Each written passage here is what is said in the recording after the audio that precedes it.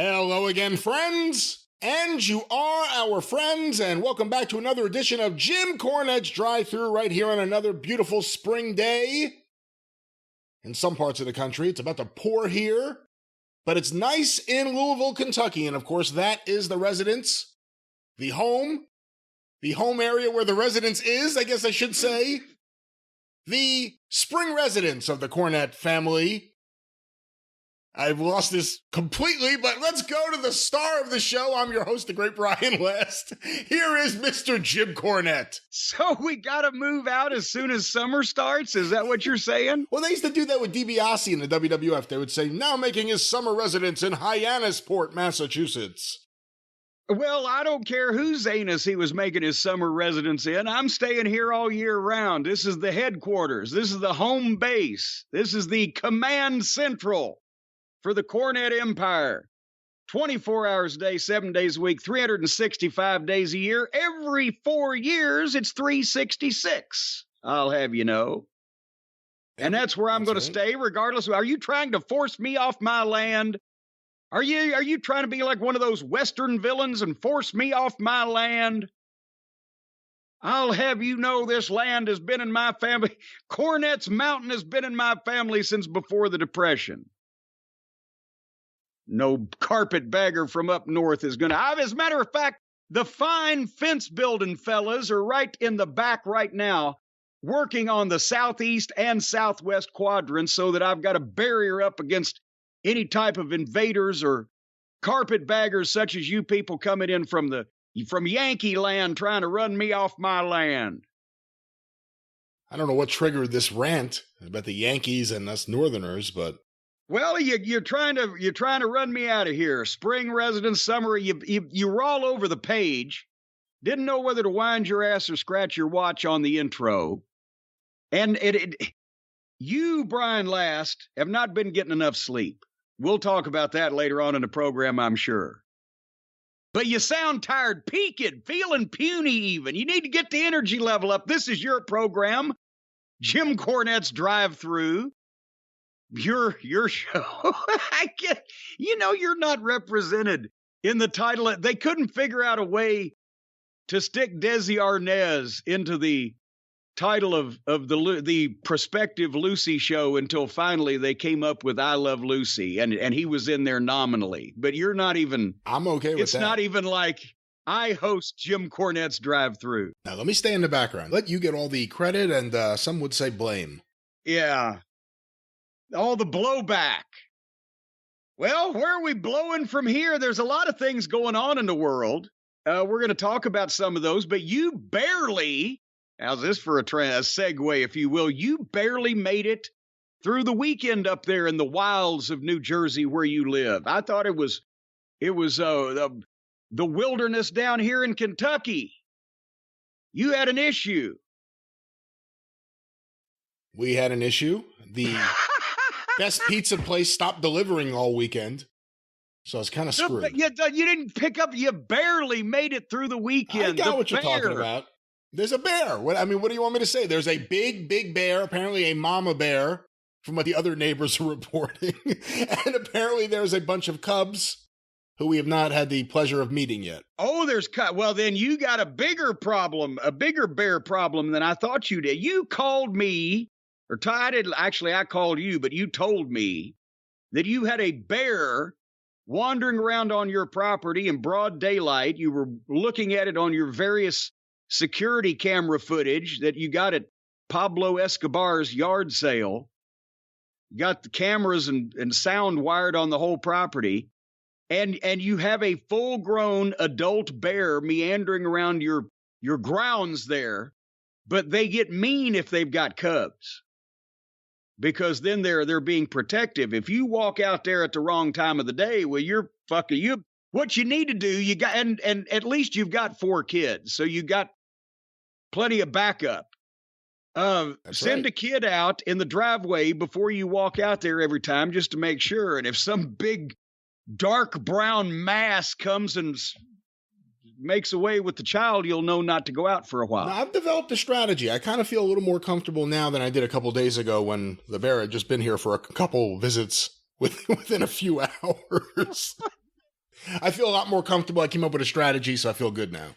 What now you were taking a shovel to the bees. What are you going to take to a live, full-grown adult mama bear? A fucking bazooka? Well, of course, this problem isn't exclusive to me. It turns out it's something a lot of people here in the woods deal with. These bears. They're in the woods. So I Googled the bears and my area here. You Google, wait a minute, is that legal in New Jersey?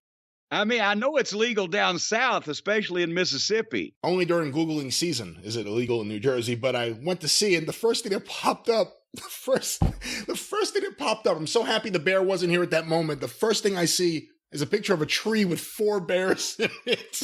And I'm like, oh my God, they're in the fucking trees. How am I going to fucking defend myself? They're in the trees, they're on the ground, they're everywhere. They're in the tree. So I find a website that has like things to do, things not to do. And don't go outside would be number one, It right? said if you happen to encounter a bear, because I'm not going to be held captive in my house by a bear. Don't make eye contact, because they'll see that as a challenge. And also, they don't like loud noises. So now, here, I'll show you. Every time I go smoke a joint outside, I bring the thunder tube. No wonder you're seeing bears. I bring the thunder tube. So as soon as I open the thunder tube. Let's say I'm going to go outside. As soon as I open the door and go outside, the first thing I do is, because the bear's going to be like, what the fuck is that? And run away. And if not, it's looking for a fight. There's nothing I could do. Well, what? That sounds like a horny fucking bear looking for some bear pussy. That would attract the mama bear. We know she's hot to trot anyway if she's got kids already. Well, she's not looking for bear pussy then. No, but that sounds like a male bear, a hot to trot male bear. This sounds like a male bear? Yeah. That's what a male bear sounds like when it's going out for an evening. So now basically every 30 seconds I'm outside, I do this. And then I stop. And then I look around. Do the neighbors wonder if they've somehow an exhibition from the local zoo has moved next door to them? Well, here's the other thing. I'm not allowed legally to kill the bear. So all I can do is try to scare it away. That's wait a minute. Is the bear allowed legally to kill you? The bear can do whatever. The bear has its own legal system that... The bear's grandfathered in? Yeah, I guess so. Since before because the bears were here first. Yeah, fuck you for going out and fucking with the bear's recreation. The bear was there first, but just because you don't want to kill the bear's a mother. The bear's a mother. It's got dependents.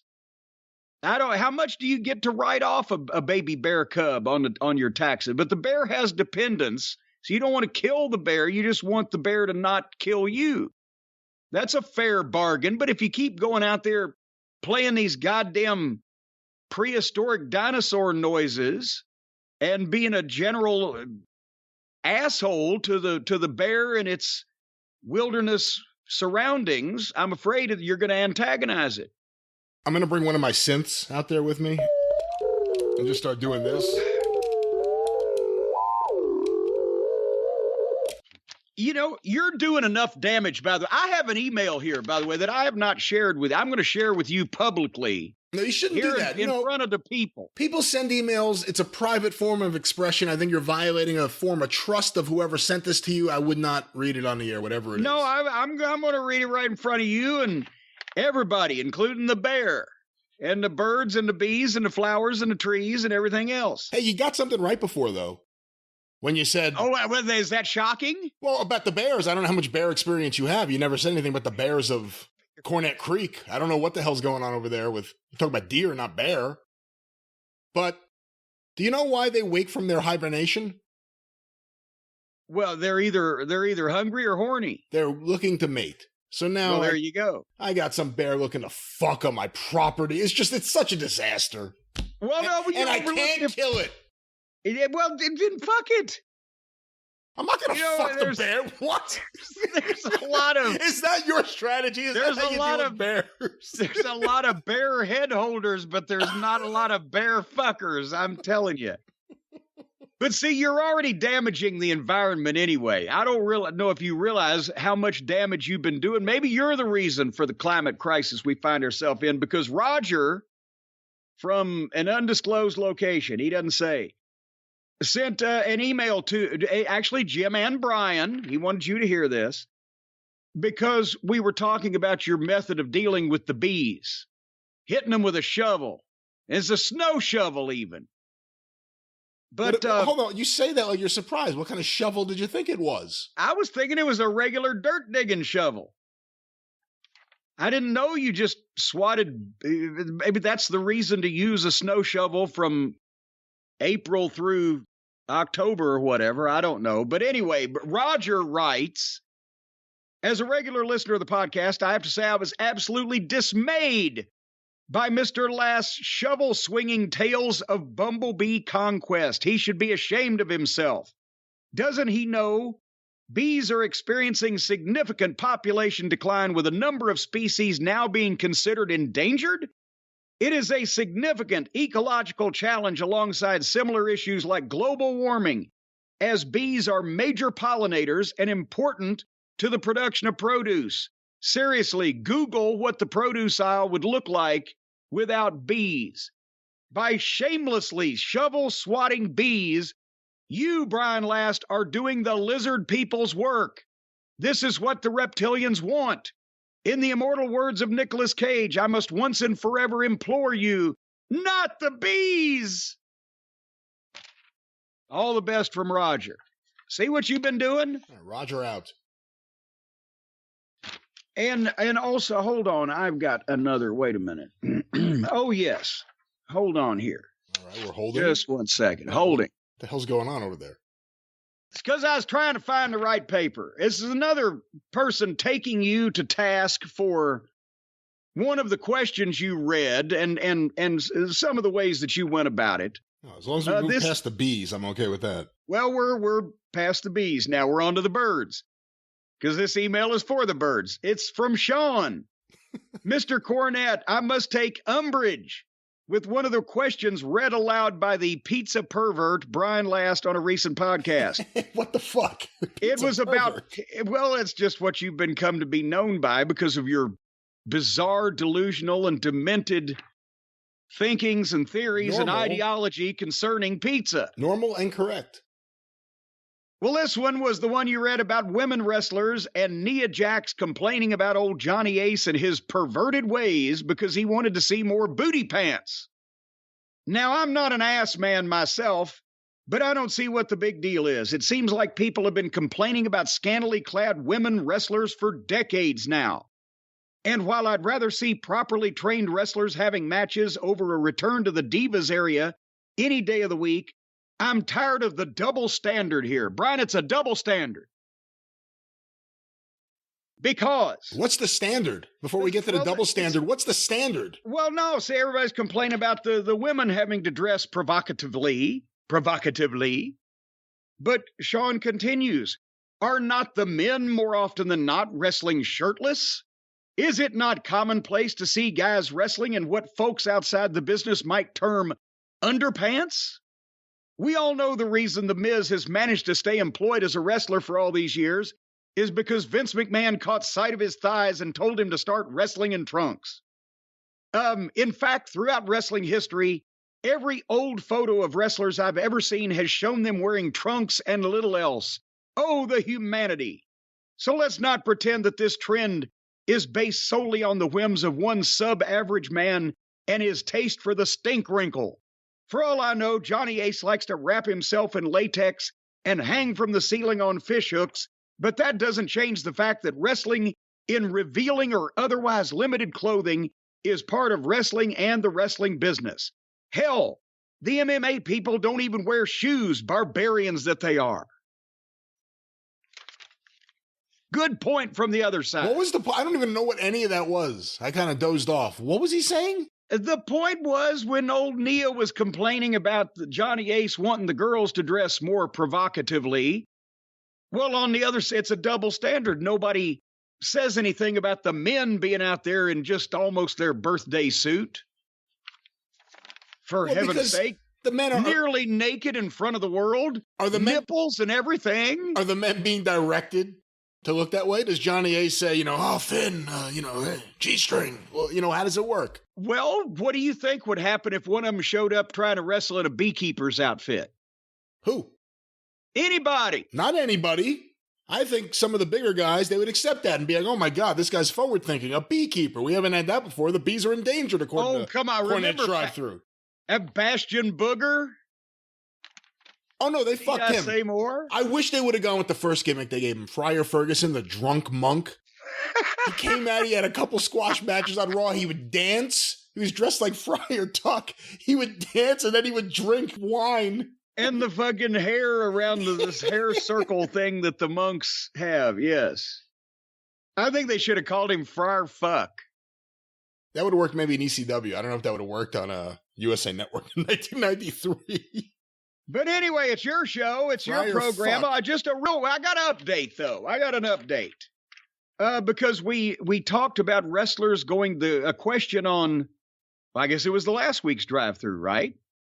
We do so many of these programs. Wrestlers going to funerals and kayfabing at funerals. Yeah, that was last week. It certainly was. That's what I said. Thank you for validating that thought. And I'd mentioned and pondered out loud and said, I bet Bo James will know. And son of a gun, wouldn't you know who won the pony? He did. And got to us with this information. I'd asked out loud, I wanted the ultimate test would have been, did Ron Wright go to Whitey Caldwell's funeral? We were talking about guys kayfabing the heels and the baby faces, even in a funeral situation. Sometimes it was done. Sometimes it wasn't, since it was a big, the David Von Erich funeral. Flair and a bunch of guys went to show their respect for an athlete. But in some of the territory days, you still kayfabe the funeral. Anyway, and the answer to it was Ron Wright and some of the other heels in the territory got snuck into the funeral home early before the funeral that day so that they could see Whitey Caldwell privately, but they did not attend the funeral, which is sort of like a more morbid version of when Magnum TA had his car wreck in Charlotte and was in the hospital. Flair and I guess Tully and Arn and whoever was with him at the time got snuck in the hospital through the back door. And at night, I think Doug Dillinger, who was a Charlotte police officer for years and years, set that up so that they could see him, but the public wouldn't know about it.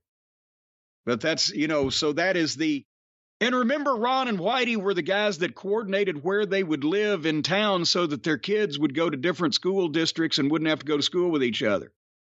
Specifically to kayfabe. So they went to some links in those days. And in a similar conversation, Bo James and a bunch of people reminded me that it was Bee's Restaurant in Chattanooga that had a Lazy Susan buffet. We were talking about the guys going to the buffet in Chattanooga. And they just had all kinds of food, and it would go around and around, and you just pulled it off as it came in front of you. It was a wrestler's dream come true. For one low price. I think in those days it was like $4.99 or whatever. I don't know if timeline-wise it works out. But Killer Kowalski always said that he got the name Killer because he was actually visiting Yukon Eric in the hospital, and the news people all showed up, and he had to pretend like he was actually trying to kill him instead of visiting him to see how he was doing. And one of them said, "Oh, you're a killer," or whatever it was. I think he may have been called Killer Kowalski before then, actually. Yeah. But there's an example of trying to keep kayfabe in the hospital. You actually go, you think you have a safe route you could visit, and then you have to change your plan real quick. Well, and actually, the story is as Walter, not to be confused with Walter, told it, Killer Kowalski, was that he felt bad because obviously Yukon Eric had cauliflower ears, and those are more susceptible to damage, and Mick Foley will tell you that since he lost one in the ropes. But apparently it was a deal where, and I can imagine this happening, where the shin bone with the laces of the boots when he was trying to do a knee drop, it came down across the side of his head and tatered him and tore the ear off. And Kowalski went to the hospital because he genuinely felt bad about it, because he legitimately tore this fucking guy's ear off. But when he walked in the room and he saw this, because Yukon Eric was a big fucker for the day, wide, like 280 pounds, and had the big chest, and he had his head wrapped up. They had the pack on the missing ear and tape all around the head and everything, and he looked silly, and Kowalski laughed at the sight of him, rather. And then, according to him, somebody heard him laughing or saw him laughing at what he had done and took it that way, like, oh, you came to gloat, you no good son of a bitch. You're a killer. You're a killer. Hey, that's good. I like that. But anyway, and I should mention also real quick that I've had another, since I've talked to you, day and a half since I've talked to you, I've had another productive day with another 75 or 80 packages packed up for Cornette's Collectibles. More will be done as soon as we finish here. JimCornette.com. We're down to a little over 300 individual orders to fill, and we will be caught up with the backlog on the action figures. But of course, there is no waiting on the t-shirts and the autographed graphic novels and such at JimCornette.com. And Hotchkiss Featherbottom thanks everybody for not inundating him with complaints about, hey, where's my shit? Because he's shipping shit as swiftly as shit can be shipped, and also as swiftly as shit can be signed and then shipped to him to ship. All right. Well, it's my show. But it's your show. Yeah. You have anything else to talk about today? I don't know. We don't have anything to review. That's a nice little change of pace. Boy, that's a positive. There were things that happened this weekend, but none of them were worth watching. Did anything happen this weekend? Well, the SmackDown and the Rampage. We covered that on the we covered that. We covered that we weren't covering it on the experience that we taped on, recorded, as the kids say, on Saturday morning instead of Friday the 13th because of all of our other issues. So, yeah, we're up to date with all the bad wrestling. Well, do you have any emails you want to enlighten us with? God damn it. Now that you're just reading everyone's secret emails to you. Well, all right. I thought you might want to jump in with something interesting first, but I did have another email. We can jump into this discussion. I did have another email that I've tried to find and couldn't find the exact email, so I've lost the name. But the gist of the question is a moderately long-term listener, not from the start, but he's been listening for a while. But he's heard me talk about the amounts of cash that could be generated in wrestling back in the territory days, but he also knows that he's heard us talk about guys getting checks or what their check was. He's seen my paycheck stubs, some of them that were reprinted in the Midnight Express scrapbook. And he was just wondering, so what's the deal? The cash, the checks, how did guys get paid? Did it differ from territory to territory? And what's the daggum deal? Would you like me to extrapolate on that, Mr. Last? Please, extrapolate. Well, I'll be glad to extrapolate. I'll be glad to listen. Wrestling has always involved a lot of cash in various transactions. Not all of it, and most of it didn't benefit the boys. Most of that benefited the promoters. Because we've mentioned that, especially in the territories and especially in spot shows, in high school gyms or, local facilities, rec centers that you would go to in small towns, not the major arenas in your territory, people didn't buy. I guarantee you there wasn't a credit card machine or any way to use a credit card, not only in any of the spot shows that Christine Jarrett ran around southern Indiana and Kentucky, but probably even at the Evansville Coliseum itself. They had a ticket booth with a lot of dollar bills for change, and the tickets were $5 and $6, right? So the promoters benefited a lot from the amount of cash that these shows every night of the week, every week of the month that they ran year in, year out could generate. But that's not where the boys made out with their with their cash payoffs. A lot of times in the territories, guys would get cash in form of draws. We've talked about those before. A draw, they didn't do draws in Tennessee. I'd never heard what the fuck they were until we went to Louisiana.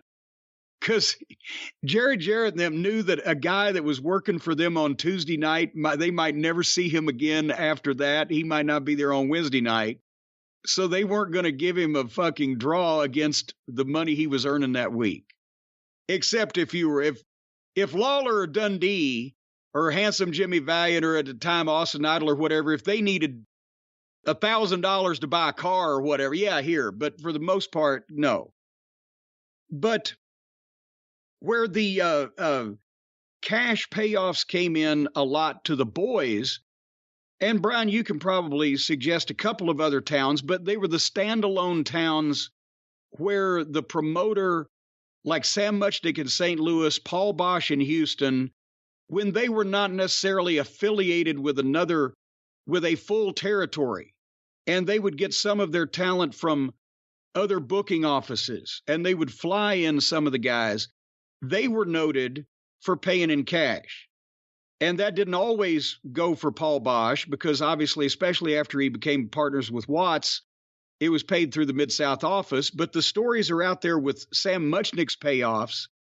Dick the Bruiser said one time if he was supposed to get $537.23 for a St. Louis show, that he would get an envelope with not only the cash, but also the 2 dimes and 3 pennies in it, right? And it would jingle. Yeah, Muchnick didn't round up or down. Yeah, no, he did he was probably the only one. And other times, before the territories formed full-fledged, the 50s, and it even lasted into the 60s, if a local promoter, large or small, ran a town and he booked guys from another booking office that was running a full-time territory, a lot of times those guys would get paid in cash because it was not considered, a regular town for that booking office they were working for. And there were all kinds of those deals in the old days before the territories got modern and had formed kind of, habits and taken over everything. There were still those town promoters. And then in the modern era, it came back to cash when the independents started. Because before that, like I said, when the territories got formed, then everybody started getting paid pretty much by a check for a week, or some places 2 weeks, most time a week. And that lasted pretty much everywhere because now the territories are legitimate businesses. They got to pay taxes where they're, believe me, they're not paying the boys and not reporting a business expense like that to the government. They're just taking in money and not reporting that income to the government. They reported every expense they could. And that's where the guys started getting in trouble with the IRS because they were not good at paying their income tax. And now all of a sudden, they're getting stooged on by the promoters.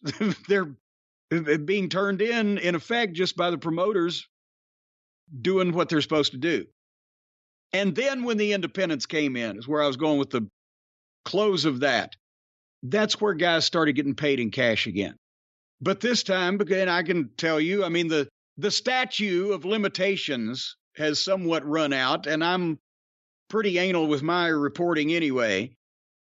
But yes, a lot of wrestlers on these independents that sprung up in the 90s, if they're getting paid $500 or $300 or $1,000 or whatever the dollars are, do you think they're going to, and they know they're not going to get a 1099 from that person is operating under the radar at the fucking Roller-Rama, and most of the people in the town don't even know that show's going on, much less the government on somebody's tax return. So they're taking that cash and wherever it goes, it goes.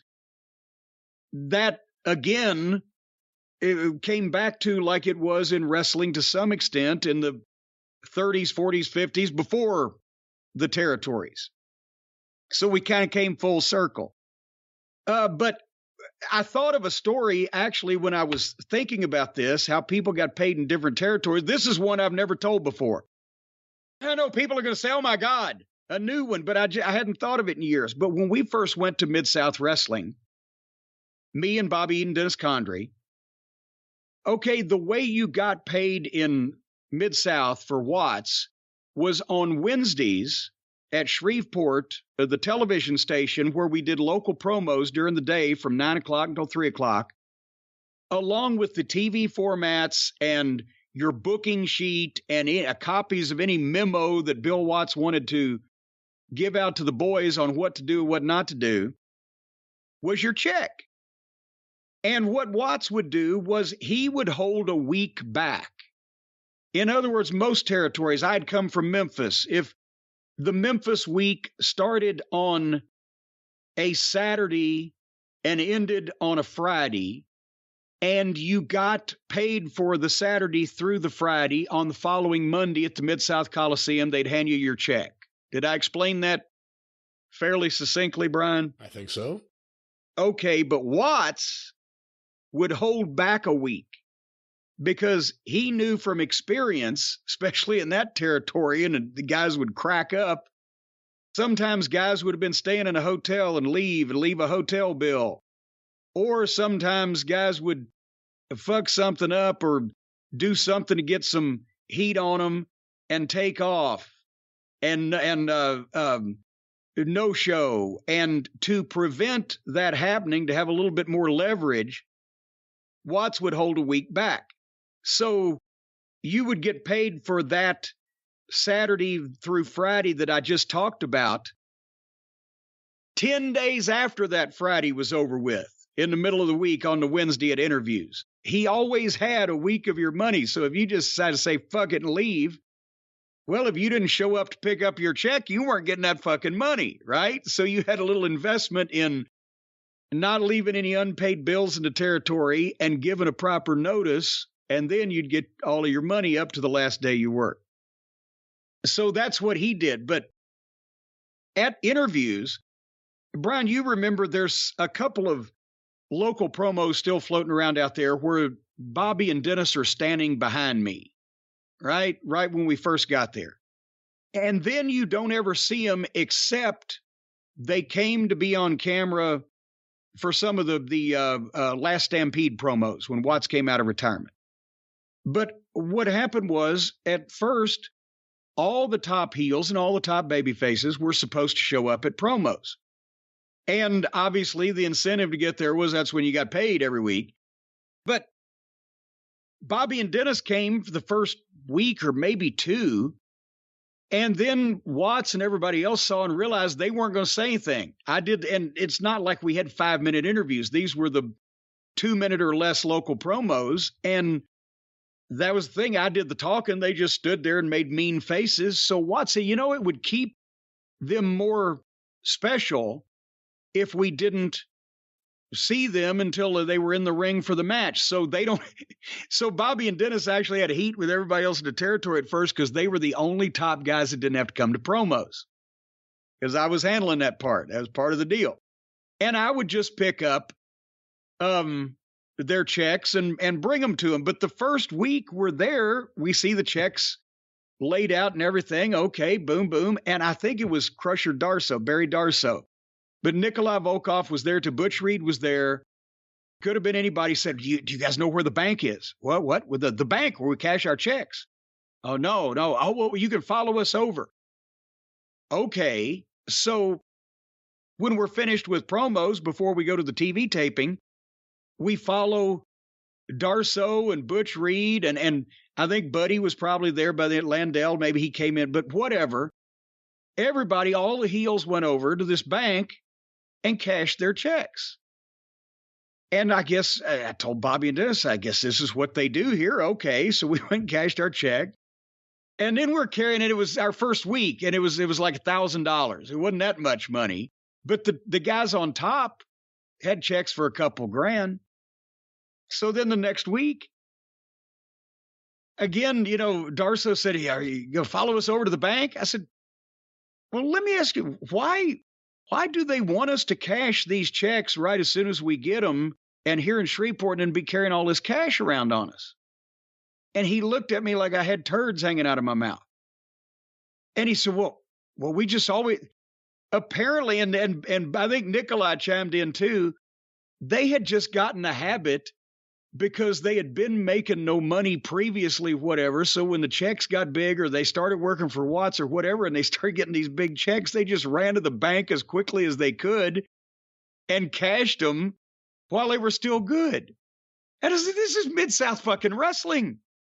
It's not like they're teetering on the precipice. And my thing was, we didn't get draws on the road because we didn't want to waste the cash. And we didn't cash the checks. We took them home and put them in our own bank account. But some of these guys were just to have the cash and carry it around. I was like, fuck, especially some of the places we were going. People wanted to have a personal word with me in the Midnight Express to begin with, without us carrying thousands of dollars in cash around at 3:00 in the morning.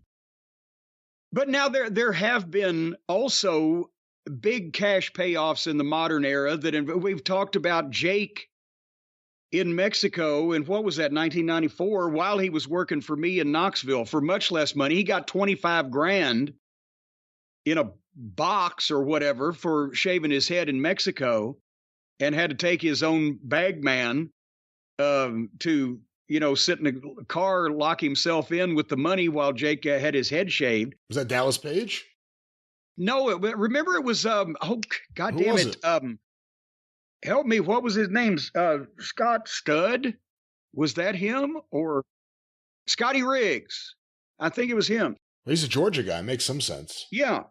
Yeah, he went there specifically. Jake got him booked on the show and traveled with Jake specifically so he could hold the fucking cash in their rental car with the doors locked while Jake had the match, got his head shaved. And then Jake ran to the rental car in the parking lot and they jumped in it and drove to the airport and spent all night in the airport at the gate so that they were in public and nobody could repossess that money. Jake's a paranoid guy, but I don't blame him one bit for that one. That's what anybody would have done. Yeah. I mean, in that situation, because So that's kind of the thing, is the territories.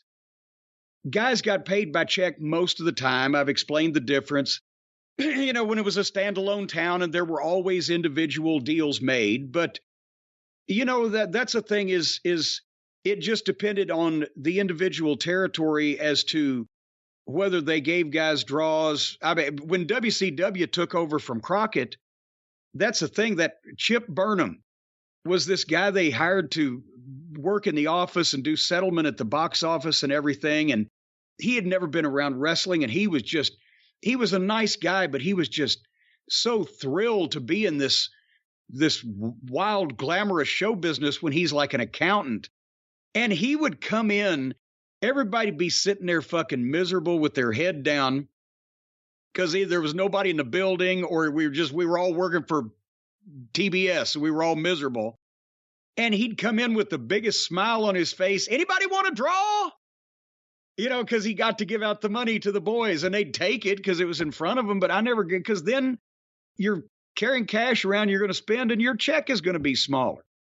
If you realize you're going to San Antonio for 3 days or whatever, take enough money at the start, use your credit card, whatever the fuck. But anyway, from the start of wrestling, the financial situation after the days of the 30s, when the world champion, whoever it may be, held all the pull, and whatever promoter controlled him held all the pull, it was always set up to where the promoters got first count, and the promoters got the benefit of any shady business that was going on, under the table or in cash transactions. But the boys got away with a lot before the territories became full-time businesses and were giving out 1099s and shit. And then the boys couldn't get away with anything.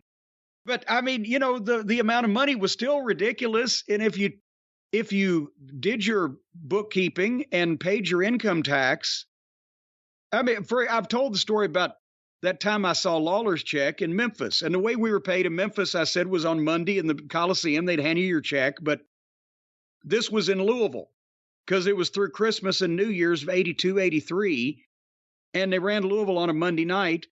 And Lawler's handed everybody's check out from his little room that he used in the gardens downstairs. You go down the stairs, turn right, and that was his private office and everything. And I walk in there and he hands me my check, and it was like $575 for a week, right? This was December 82, January 83. That would work out today on our handy inflation calculator to about $1,700. And I was the absolute lowest paid guy in the territory. And so he hands me my check, and as I'm standing there, his check is laying there on the fucking counter bigger than Christmas, 3 feet from me as he's handing, me mine, and I look and he sees me see it. Sort of like when the fucking NBC executive caught George Costanza staring at his daughter's cleavage on Seinfeld. And I'll never forget what he said. He said, if you stay in the business long enough, Jim, one of these days you'll have a check like that. Because he's being a smart ass. But I said, is that for 1 week? It was for one night. That was the Christmas week show of 82 in Memphis, where Lawler and Bockwinkel were the main event, and they sold out and did a $39,000 house. And he got 10%. Did the percentage he got in Memphis change at all after he finally got the deal he was supposed to get from Jarrett in 83? I do not know, because I didn't see any more of Jerry's checks, but one would think that depending on the pull that he had, and everybody knows how important he was, but to Memphis, but he had that deal for a while. He got 10% of the house in Memphis. Then in 83, he became 50% partners in the company.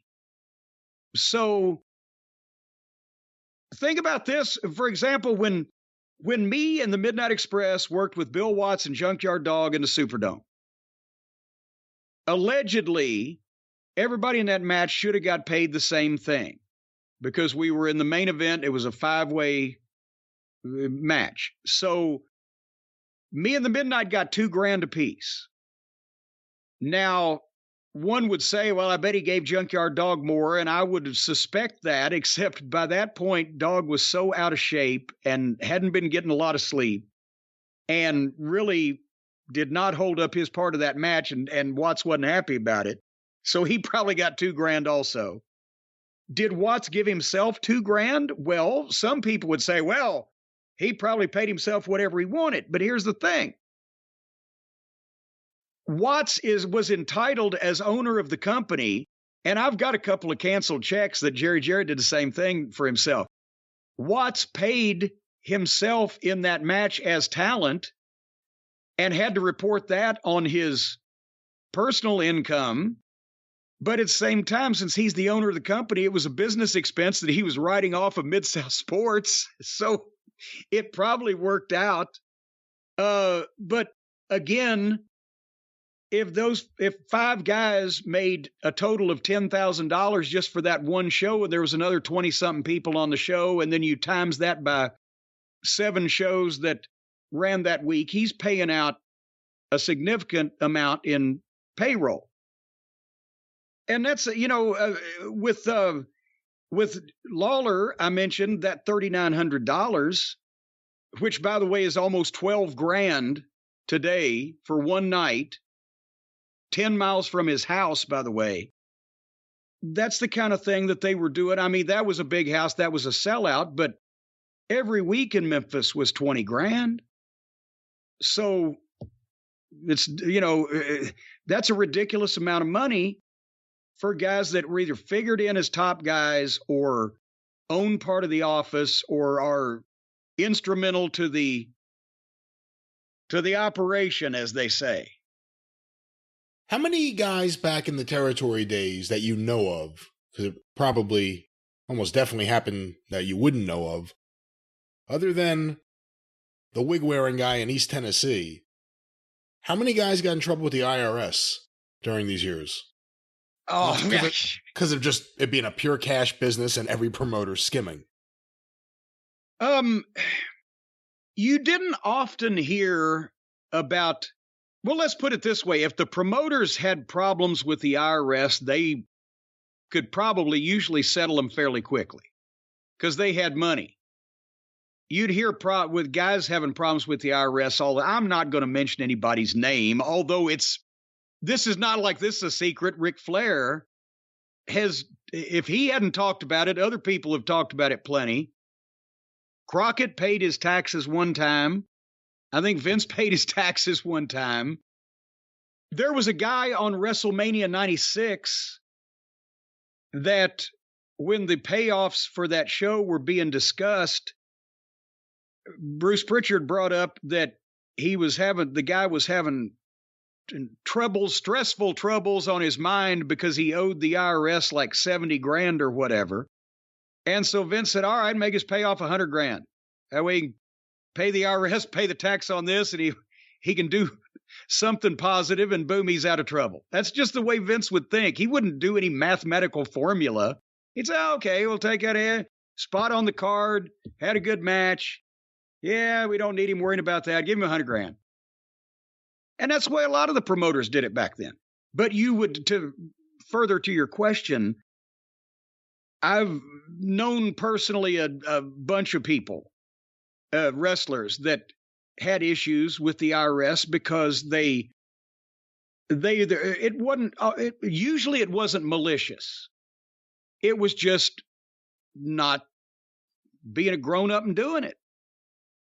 And then I know one guy that was so scared of them that when they sent him a letter saying you owe us money, he never got an accountant and he never questioned it. He just sent him a check every time he could send him a check. And finally I had to say, wait a minute, how are you going to, you don't know what else you owe them or what you're going to come up with. You need somebody to intervene in this. But most guys didn't keep their records. They, blew a lot of cash, taking draws. So it was real easy. And there was the story. I was not obviously involved in going to Japan and back in the 70s and early 80s. But I've heard this story from multiple sources that Greg Valentine's, whatever wife he had at the time, whoever he was married to at the time, they either had trouble or split up. And she's the one who's Julie Valentine. Okay. Well, you know her personally then. Well, I think she was on TV for Tuesday Night Titans in the early 80s, a time or two. Yeah. But they broke up or whatever, and she stooged on Greg and by extension, a bunch of the guys about the money they were bringing back from Japan in cash. They would get paid for their Japanese tours by Baba or Inoki and this was when top guys were making, $5, $6, $7, $8 a week, and they'd be over there sometimes for a month. So 20, 30 grand on their person. It was a simpler time back then, flying too. You didn't get searched and patted down and anal probed, when you got on the plane. So that came to an end, and certain people got in trouble for this. So yeah, that's why I always taught the guys in OVW. The first thing we'd tell them is, hey, pay your taxes, get an accountant. You may not have made money before, and you may not be making money now, but if you succeed in where you're wanting to go, you will, and you need to be prepared. And we had guys come in. I actually had one of my accountants come in and talk one time, and we gave out a lot of written information, and that was part of the talk in writing your finishes down in your book, your date book, which not only should include your match and your finish and your spot on the card and what you were paid, but your expenses and your travel information and everything for the taxes you're going to be paying. And I guess now in these days, guys are more with it. You don't hear about, you hear more about GoFundMes for in-ring related injuries than guys needing money to pay the IRS. Whereas before there were no major in-ring injuries. It just guys were broke because they didn't pay their taxes. Well, Jim, perhaps if they didn't pay their taxes, they may want to just close their eyes and go to sleep. Well, perhaps. Well, tell them, Hawk. Well, yes, and that's exact. And I'll tell you what, it's never been easier to do that. And we're going to tell you a lot about it today on the program, folks, how you can get better sleep. Did you know that poor sleep, Brian, can cause weight gain, mood issues, poor mental health, and lower productivity? If you sleep less than 6 to 7 hours a night, you can reduce your white blood cell count. And if your white blood cell count is reduced, then you can't fight off the illnesses and diseases and viruses and bacteria that are all around us. So the best thing to do is try to sleep as much as possible, because when you wake up, maybe by then the world will be a better place. And if you have trouble going to sleep or sleeping through the night, you need a little assistance. You don't want to do this the pharmaceutical route. You do not want to do that. No, folks, what you want is natural, sleep-promoting premium ingredients that have been triple lab tested with no THC. Well, you might want the THC, but this doesn't have any. But nevertheless, it's Beam.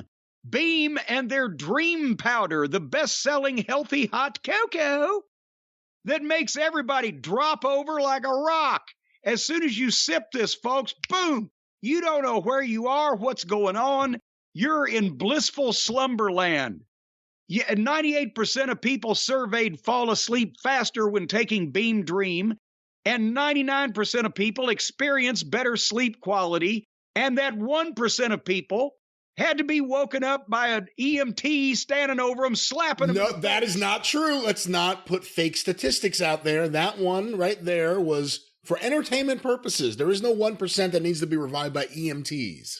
I keep hearing about these 1%ers we can't trust. Well, folks, if you just mix Beam Dream into hot water or milk, I prefer the milk. The hot water, well, you know. But stir and enjoy it before bedtime. What's your bedtime? It just depends. If you're a minor, if you're under the age of 4, get parents' permission before stirring this into milk. Also, you can find out why Forbes and the New York Times are all talking about Beam, why it's trusted by the world's top athletes. All you got to do is go to shopbeam.com. That's SHOPBEAM. That's the way you spell Beam, just like Beam Dream. See? Beam.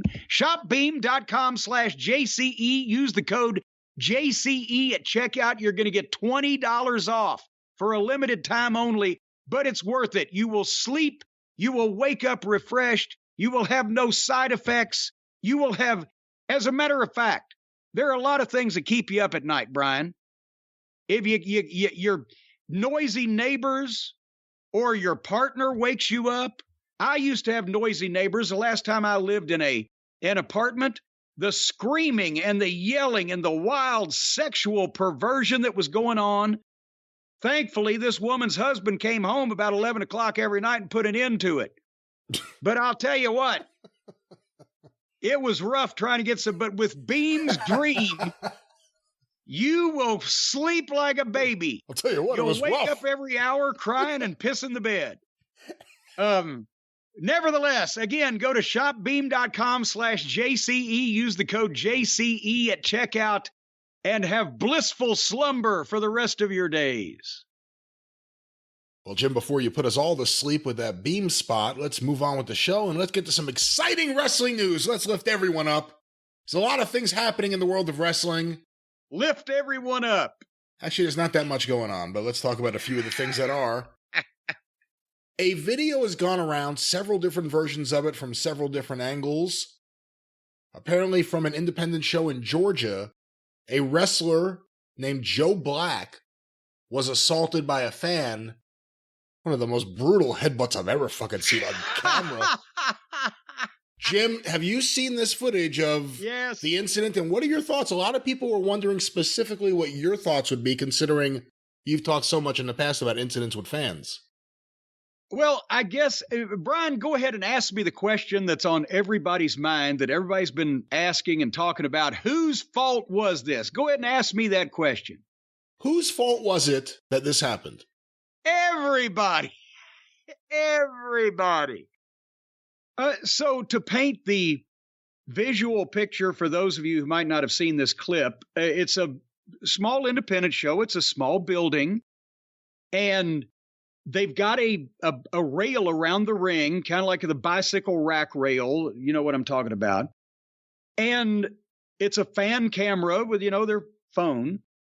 And this guy, apparently the match is over and he's walking down around the ringside, the wrestler, jaw-jacking with the fans and whatever the fuck has happened. And suddenly he stops, and you don't see in the video, you don't see the fan that he stops in front of on this video for a second, but you see the wrestler, he did the hat flip.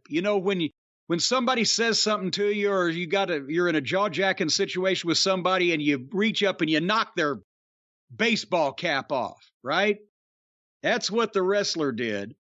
And then he starts to go on, but the guy immediately pops right up to his feet and gets up on his side of the rail and gets up in the guy's face, and he gets back in the guy's face. And this fan is fucking this giant Georgia meathead. His head's as big as a bushel basket. He's as tall as the wrestler, 6 feet, 2 or 3 or whatever. And he's got to be 350 pounds he's one of these Georgia farm boys that's not all fat. He's just fucking he's 10 pounds of shit in a 5-pound bag. He's as packed everywhere as he can be.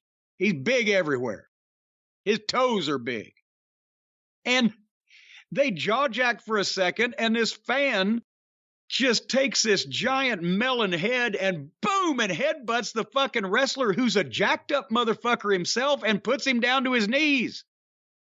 And then the guy comes back up and starts swinging, and then here comes some more plainclothes civilians. Some of them are on the railing side, and some of them are on the ringside side of the railing, and some of them are on the fan side of the railing. That's the only way that you can tell the difference, unless you know these people personally, as to who the fans are rushing up there, who the friends of the fan are that might be going to pull him back, who the people are supporting the wrestler. They all look the same.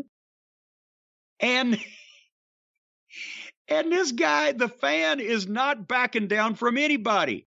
Here comes some other guy, takes a swing at him from the wrong side of the rail again. I'm going to talk about this. We'll break it down in a second.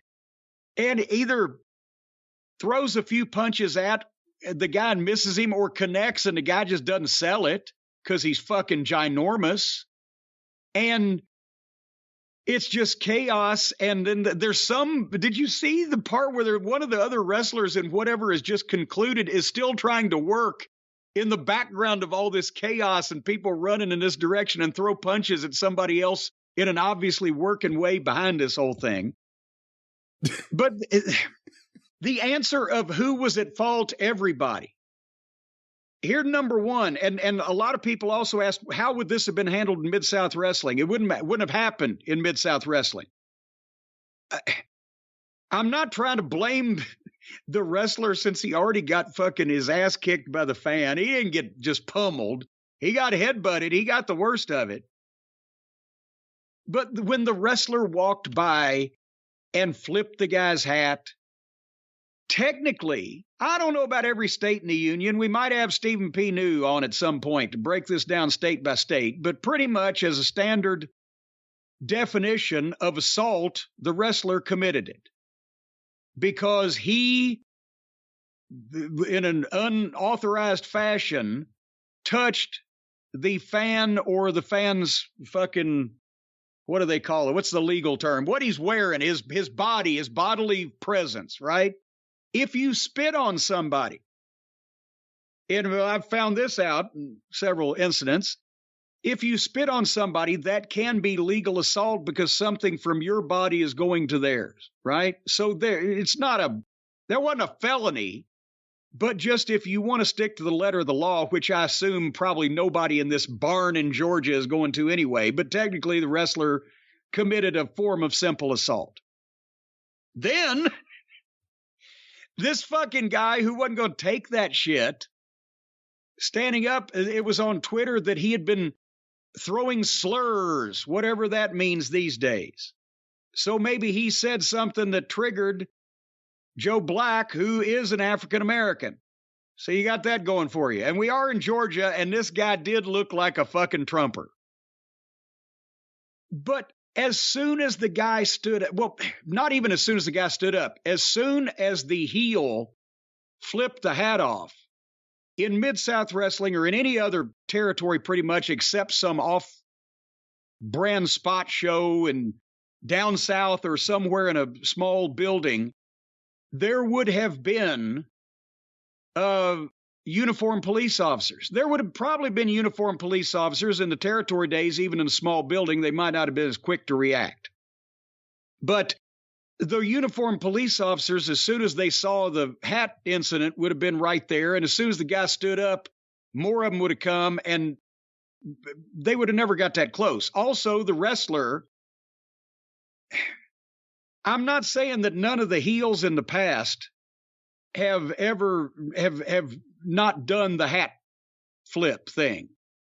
But especially in the southern territories or in Chicago or in the north, any place you thought there was going to be trouble, you might be walking down the ringside jaw-jacking with all of the fans in general, but after the match is over with especially, you didn't need to pick one out to get heat with.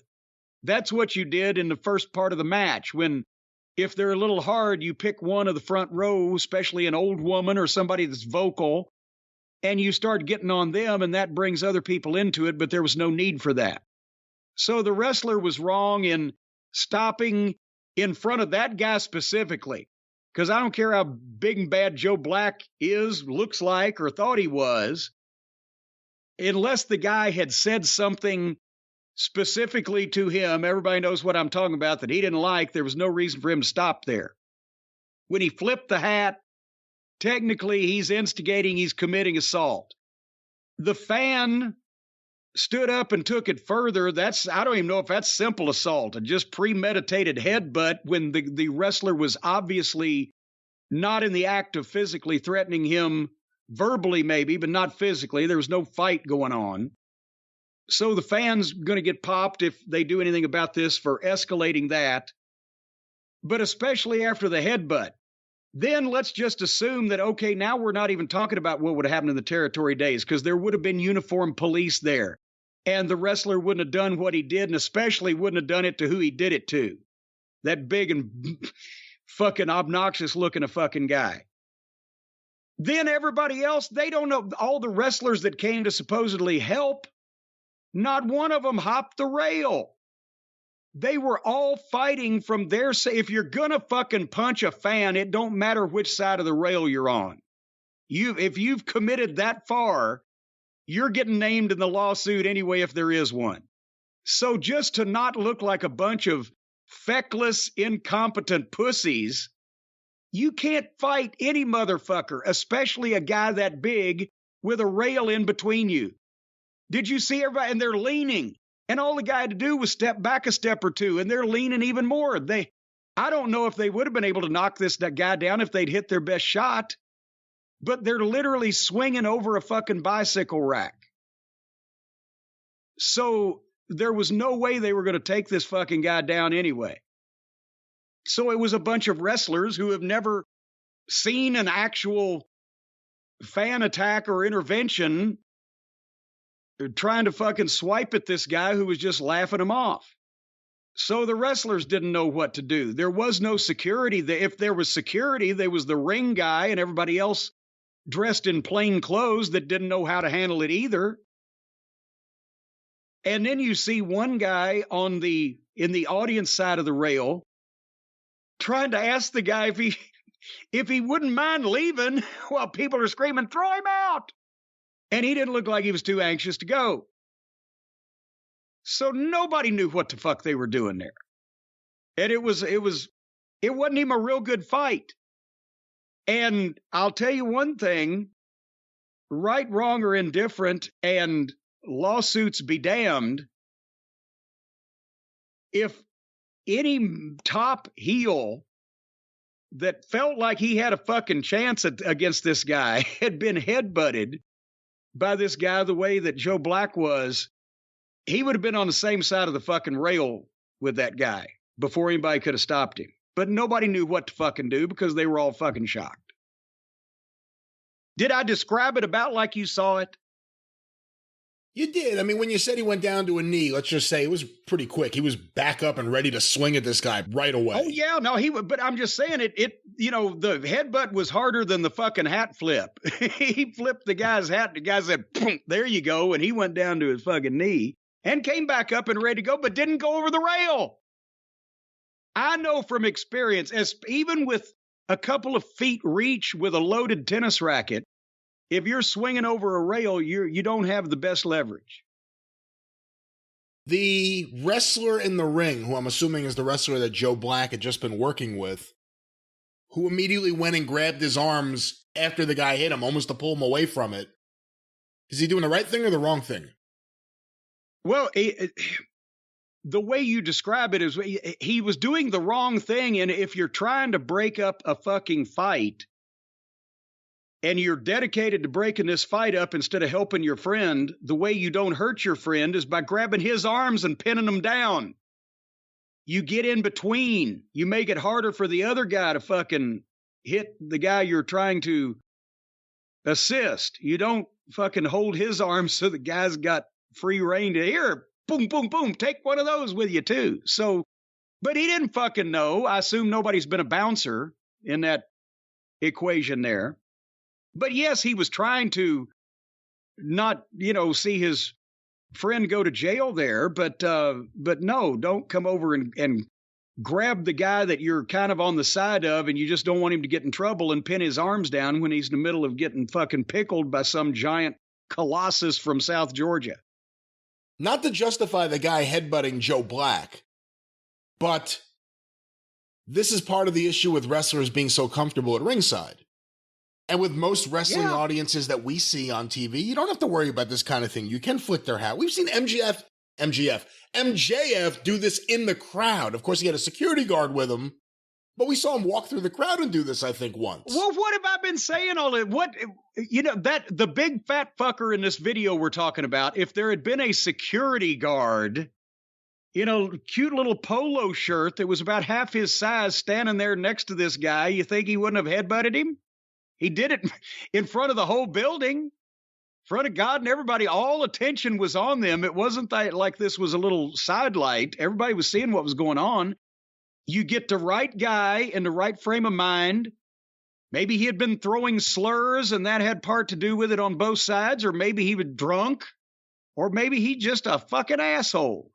But you get the wrong guy in the wrong place. That's another reason why, no, we didn't have to go over and flick people's hats or rip up their sign or in any way try to reach them, because that would give them the idea to they already wanted to. They already had that idea.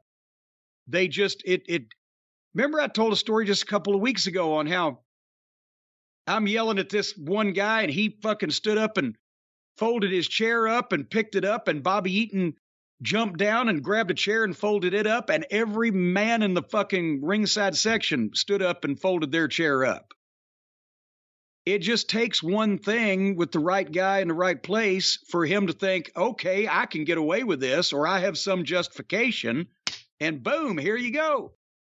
And then if there's not only no security at most of these wrestling events, especially independents, they're the ring crew or t-shirt guys, or hey, Bill, you go be security. Show everybody where their seat is. Don't let them throw nothing. But even as we've seen in the buildings that do have legitimate security services, they're not expecting shit like that. And this was a little outlaw mud show. But that guy could just as easily buy a ringside ticket to the fucking next show in Atlanta. And somebody else could go over and just think, well, I can just flip these people off or give them the finger or flip their hat or whatever, because everybody knows it's all a show. And then you're holding your teeth in your fucking hand, and here shit's coming, they're climbing over the rail. And I'm trying to remember who it was, I want to say Jade, but it may not have been Jade, but I've seen one of the women wrestlers in AEW do this. Like, that's the thing. You're that comfortable with the fans, and the fan who did the headbutt, pretty sure that if you could take him and drop him into any wrestling show in that area 10 years ago, 20 years ago, 30 years ago, 40 years ago, 50 years ago, it's the same guy. That's the fan you can't be comfortable with. They still are out there. It's just they don't go to wrestling so much, but that's the... Well, and here's the thing. 50 years ago, the whole building would have been that guy. They might not have been that big, but they thought the same way. So that's why you didn't go out there and fuck. You didn't need to go out and fuck with them on purpose. They were already ready. That's why when I yelled at people, I yelled at the whole building. On a spot show with an old woman in certain situations, you'll yell and make fun of her or whatever. But no, you don't, especially after the match, if it was hot or anything, you don't need to instigate. I got a security guard to come in the ring one night in Freedom Hall in Johnson City. One of the fucking local, I think he was college football player that they hired to be security. He got so fucking pissed off. We were fucking yelling at people. He slid under the ring or under the rope. And I went back and was telling the building manager, I'm like, I'm paying these fuckers. Guess, well, you're good. But yeah, that's the thing is, nobody's expecting it because people don't do it anymore. But that this wouldn't, the fact that he headbutted the guy the wrestler would have made news 50 years ago. But the rest of it would not have even happened because that the opportunity would not have presented itself for the guy doing that in a building with no security and none of the other boys even knowing what to do. That's why, especially in Louisiana, as we've talked about, the heels would wait to make sure that the main event heels got back in towns that, you knew you were going to have trouble in, because you couldn't always trust the police or the security, and they were still trying. But the boys, it's better to have in those situations your friends and people who know what to look for rather than, sometimes even the cops, but better to have both. Boy, someone trained that fan, because he looked like he can cut a good promo too. When he had his shirt ripped and he was pointing and yelling, I was like, oh, I believe him. No, that's every guy on the corner in fucking South Georgia. They can all talk. Well, I'm sure after such a traumatic experience at the wrestling show, sitting front row and having some guy respond this way to what may have been racial slurs, we don't even know exactly what were said, to be fair. What was said, to be fair. But perhaps you want to go home and just go to sleep. We're talking about going to sleep a lot today. But I'll tell you what. Here's the thing. We are known worldwide. Everybody knows that the Jim Cornette podcast and the Arcadian Vanguard podcast will help you sleep like nothing Don't else. say that. No. Oh, no. yeah, folks. I'll tell you, after you've drunk your beam, you don't want to just lean up against the wall. You don't want to just sit out on a stump. You want to have a nice, soft place to go to sleep, and that's where the Helix Sleep mattress comes in, because we've talked about these. We've had so many of the Cult of Cornette listeners write in and give us their testimonials. Did you know that the Helix folks were awarded the #1 best overall mattress pick of 2020 by GQ and by Wired magazine? I can understand GQ, but I thought the people reading Wired magazine never went to sleep. These mattresses are so good that they even put people on cocaine to sleep. You just lay down on this thing, instantly you're zombified and you're in slumberland. And, here's the thing. A lot of people, couples fight, right? For example, I want to sleep on a semi-firm mattress. Stacy wants me to sleep on the couch in the basement. So a lot of times there's couples disagree on how they want to sleep, but you can take the Helix Sleep quiz with your partner and they will match you to a mattress that works for both of you. You go to helixsleep.com. That's HELIX, by the way. You take the 2-minute quiz. You sleep on your back or on your side. Are you hot? Or are you cool? All that type of stuff.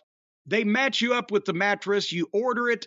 They deliver it to your door. You unbox it. The unboxing is magnificent. And it doesn't take 5 people to drag this thing in your house.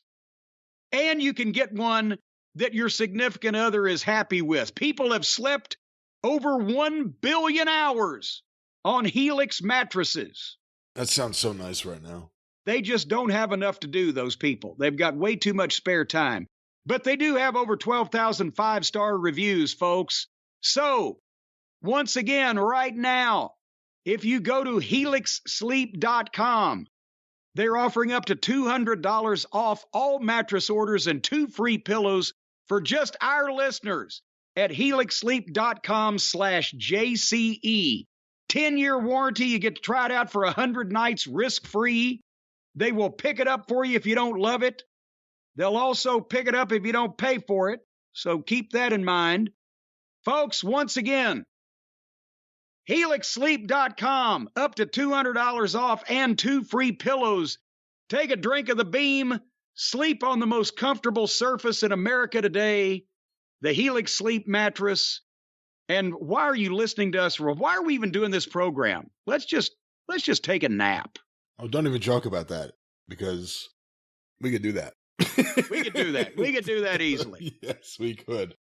Well, it's my show. That's a deep subject for a shallow mind. My show, it surely is. Well, Jim, let's get a question here on the show, and this one was sent to CornyDriveThru@gmail.com from Daniel O'Connor in County Limerick, Ireland. Greetings, Jim. I have a very good hypothetical question for you.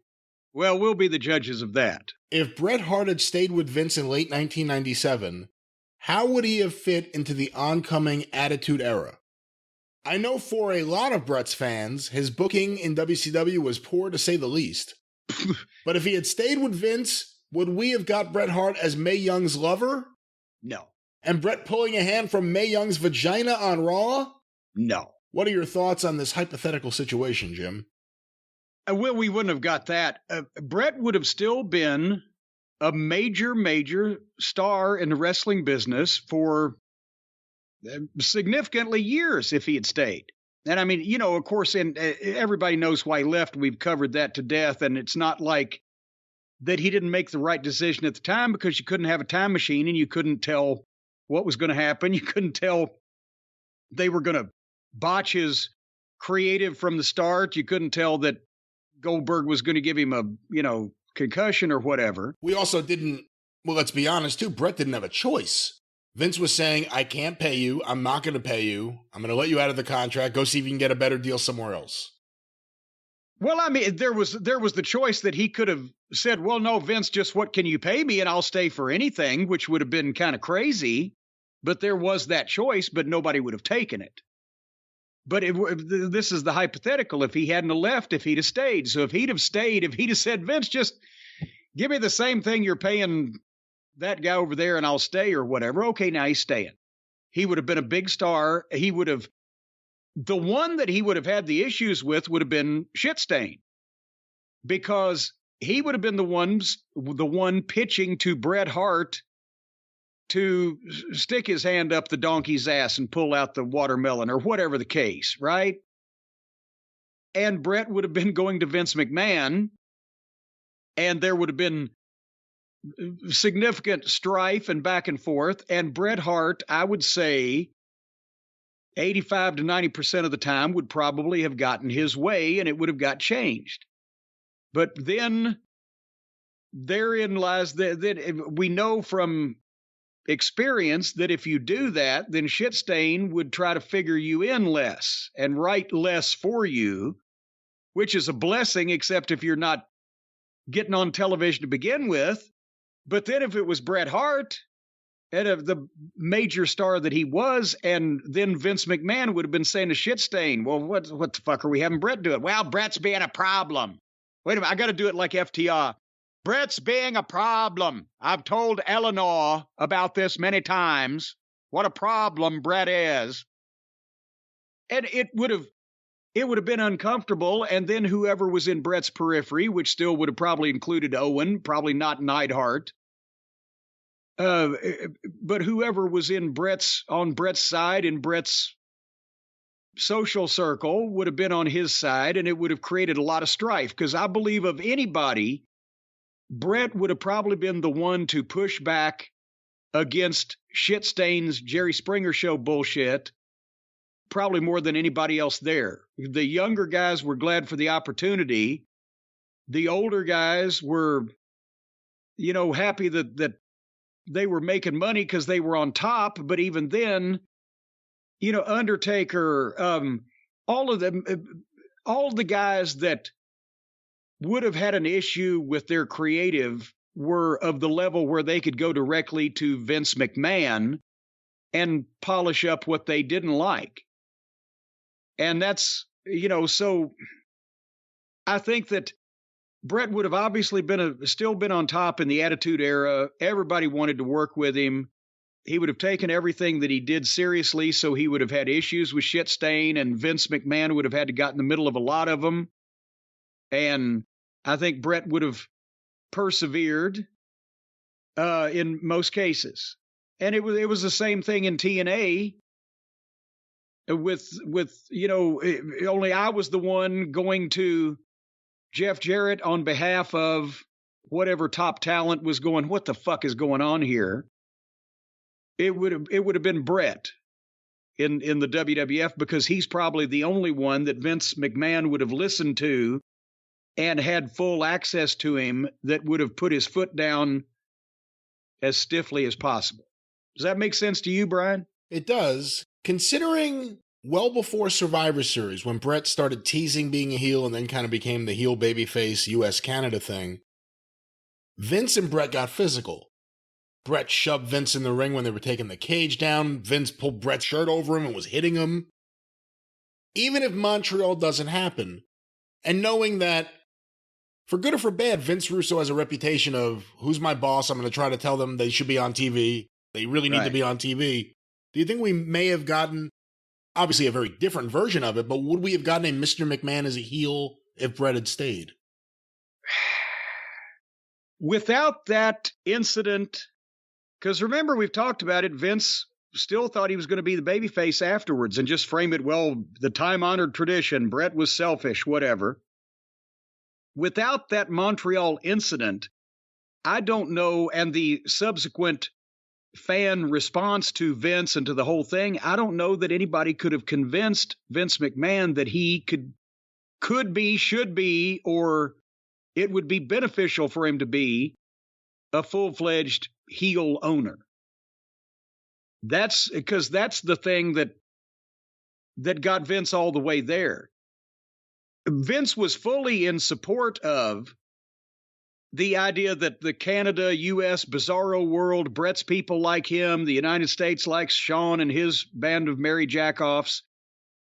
Vince was all into that even before, Shitstain got involved in everything.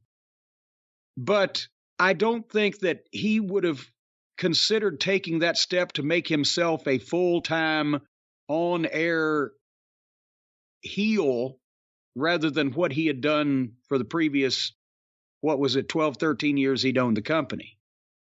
So that, but I still said, Bret was, as you mentioned, Bret and Vince were already going to be at each other's throats on the program, and the people in Canada were going to take it how they took it, and etc. But I don't know if Vince would have gone all the way to Mr. McMahon without Montreal. Was he itching to be physical, though? Because, that's the thing. He got physical with Bret a couple times. Yes, yeah. He wanted to be a wrestler when he was a teenager and, idolized Dr. Jerry Graham, and his dad wouldn't let him. And his dad wouldn't let him do things in the 70s when he was an announcer. It's not like he was constantly pitching ideas. He didn't do the Shane thing.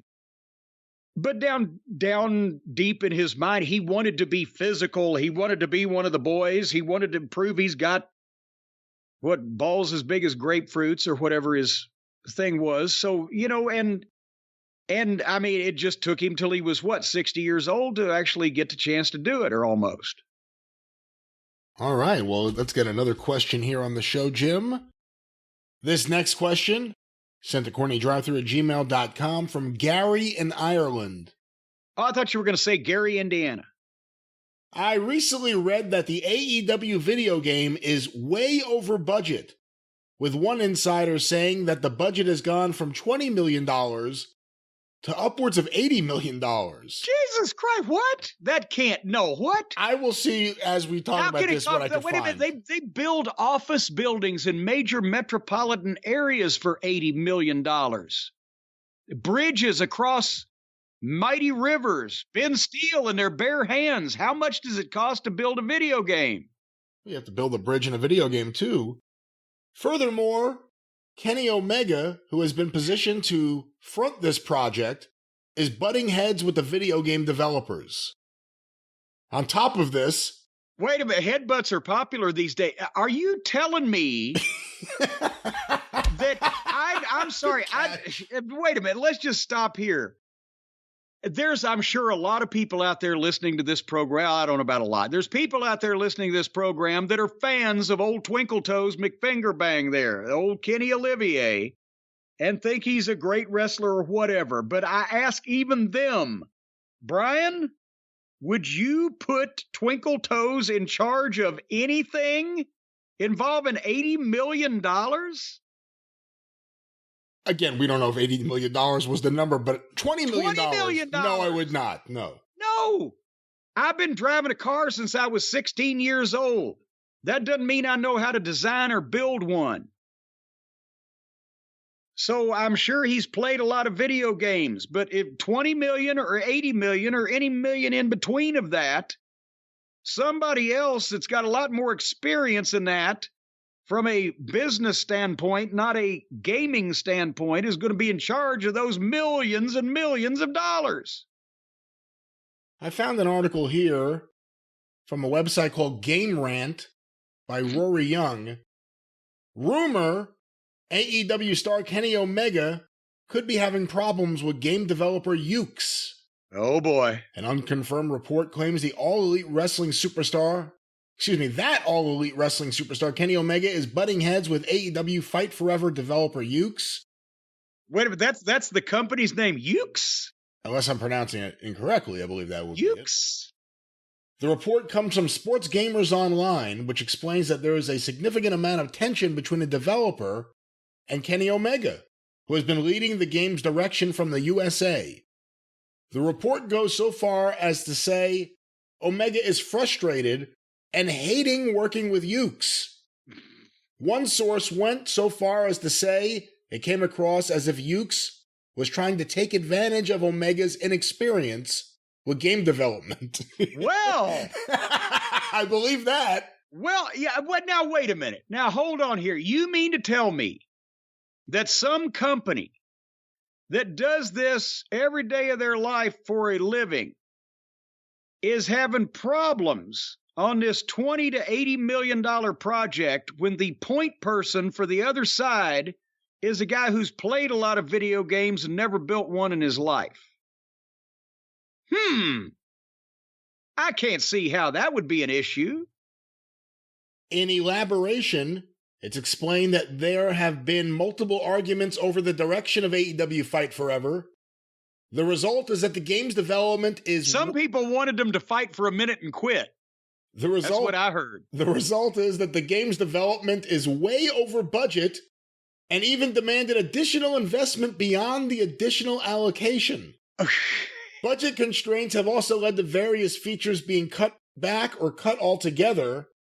The one area of the game mentioned as being cut back is Fight Forever's roster, which has since been confirmed to be 50 wrestlers large.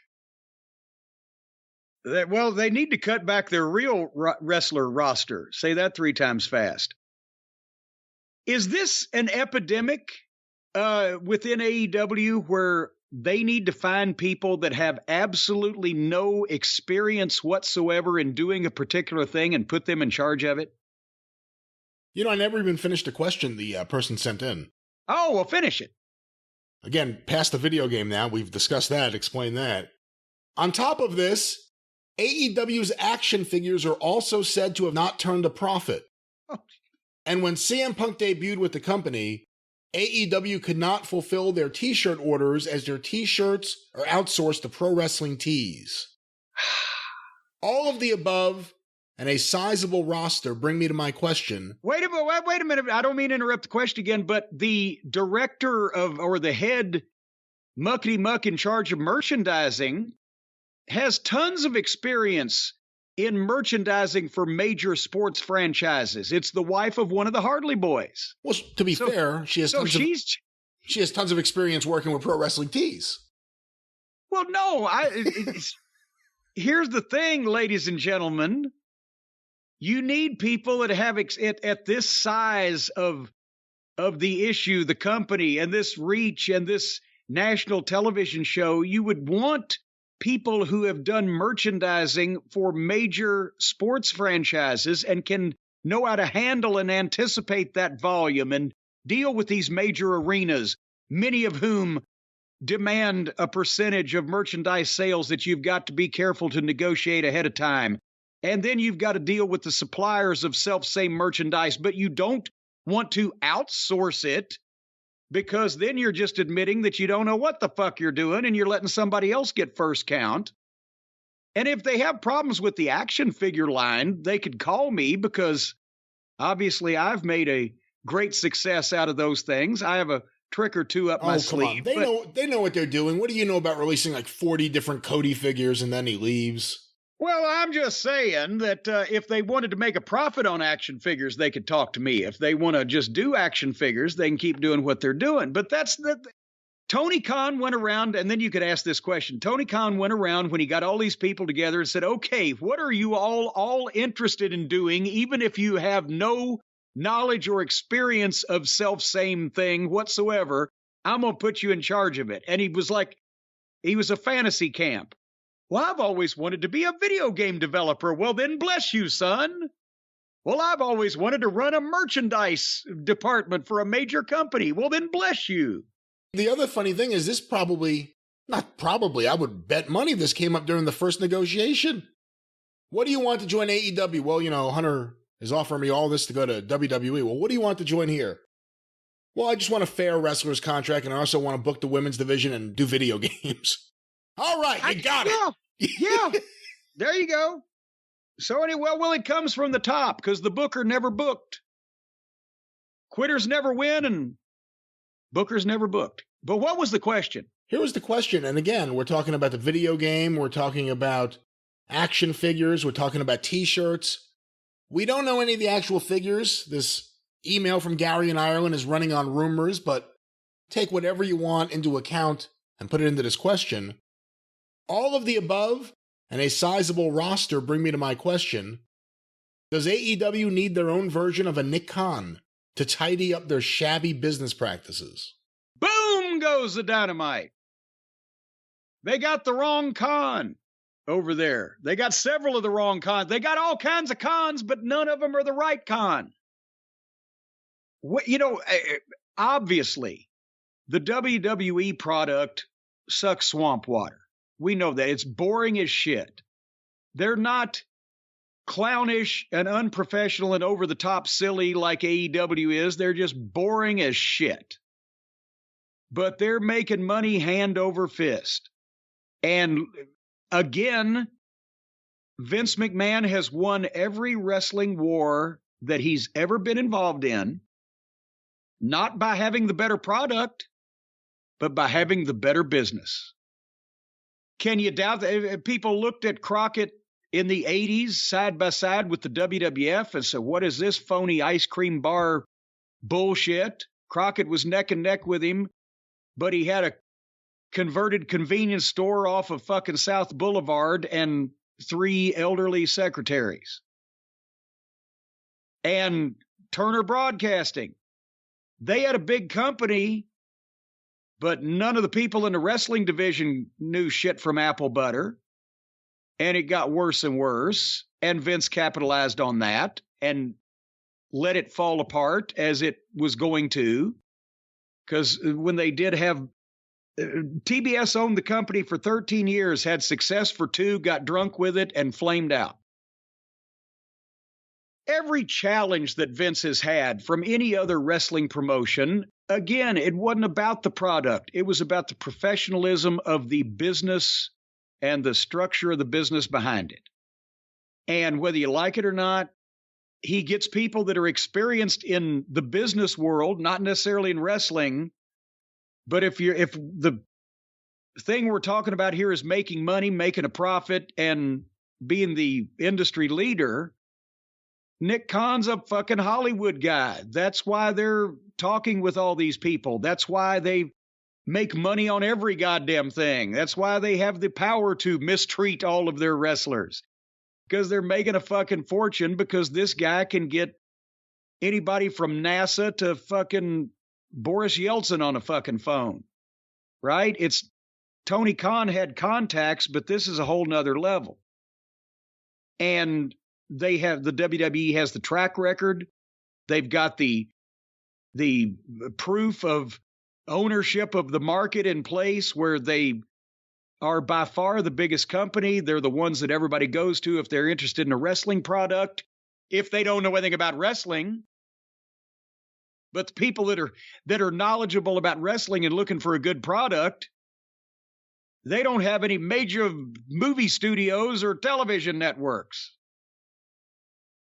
So yeah, that's always what's going to be the difference between any other promotion and the WWE, is these people in the WWE now that are running it. They may not know anything about fucking wrestling, but they're goddamn on another level in every facet of a business. They could be a football team, a baseball team, a fucking movie studio, or whatever. That's where Vince beats everybody. If Tony Khan can't find the right executive or right executive team to hire to straighten things up in AEW, or he can't figure out a proper transition. No, perhaps he could do that just fine. But maybe if he's saving all that money on executives, he wants to put that money into fine art. Well, that's true, because here's the thing, Brian. In today's uncertain environment, you got to take care of your family. You know that. You've heard that before. Sometimes you even say it. Sometimes you don't. But every once in a while, you always think you got to take care of your family. You got to be financially secure. And no matter who you are, you could be a major superstar, you could be a big-time celebrity, or just Joe Schmo. Look at Bruno Sammartino. We've been talking about Vince and his empire. Bruno Sammartino was an icon, was a hero, the living legend. The crowds went wild with cheers every time he entered the ring. The media was in love with him. But you know the story. There's a documentary coming out on Bruno soon. As soon as I figure out how to use iTunes, I might watch it. When he was a kid, he was a 98-pound weakling. He was small. He was bullied. But he trained harder, and his grit and determination and his wonderful mother brought him to the United States. He lived the American dream. He became the world heavyweight champion, one of the greatest wrestlers of all time. And what did Bruno say? Every time he was asked, he said, I never wrestled for money or fame. I just wanted to be able to take care of my family. And that's something we should all aspire to, folks. So right now, if you people out there in the sound of my voice, you need to take care of your family, well, for heaven's sake, don't go out there and try to hunt and live off the fat of the land and feed your family possums and raccoons. Don't go out there and try to get a job, of all things. You're not going to make any money at a job these days. What you need to do to fill the gas tank and put food on your table, invest in fine art. Folks, we've uncovered a company that allows normal people like you and me, not Brian, he's very abnormal, to fight back against inflation and reach the pinnacle of financial security through fine art. And folks, we're not just, I know everybody can't just go out and buy a Van Gogh or a Monet. You can't do that. You Van can't Gogh even and buy Monet. Either. You should know this. Come on, fine art. You can't even buy a nose off of a Rembrandt for six figures anymore. And boy, howdy, if you just try to go into one of those museums and cut the nose off of a Rembrandt and see the looks you get. Don't try that. You'll get more than looks. Don't try that. Well, some people will throw popcorn at you. But now what you can do, the folks at Masterworks, they have gotten the scoop down on how you can invest in fine art along with other folks and reap the benefits. And these aren't collector's plates, folks. You know, when you buy those collector's plates from the Franklin Mint, some can go down in value. But Masterworks works by masters. It's in the title. How can you not want to own a piece of a masterwork, which is obviously a work by a master?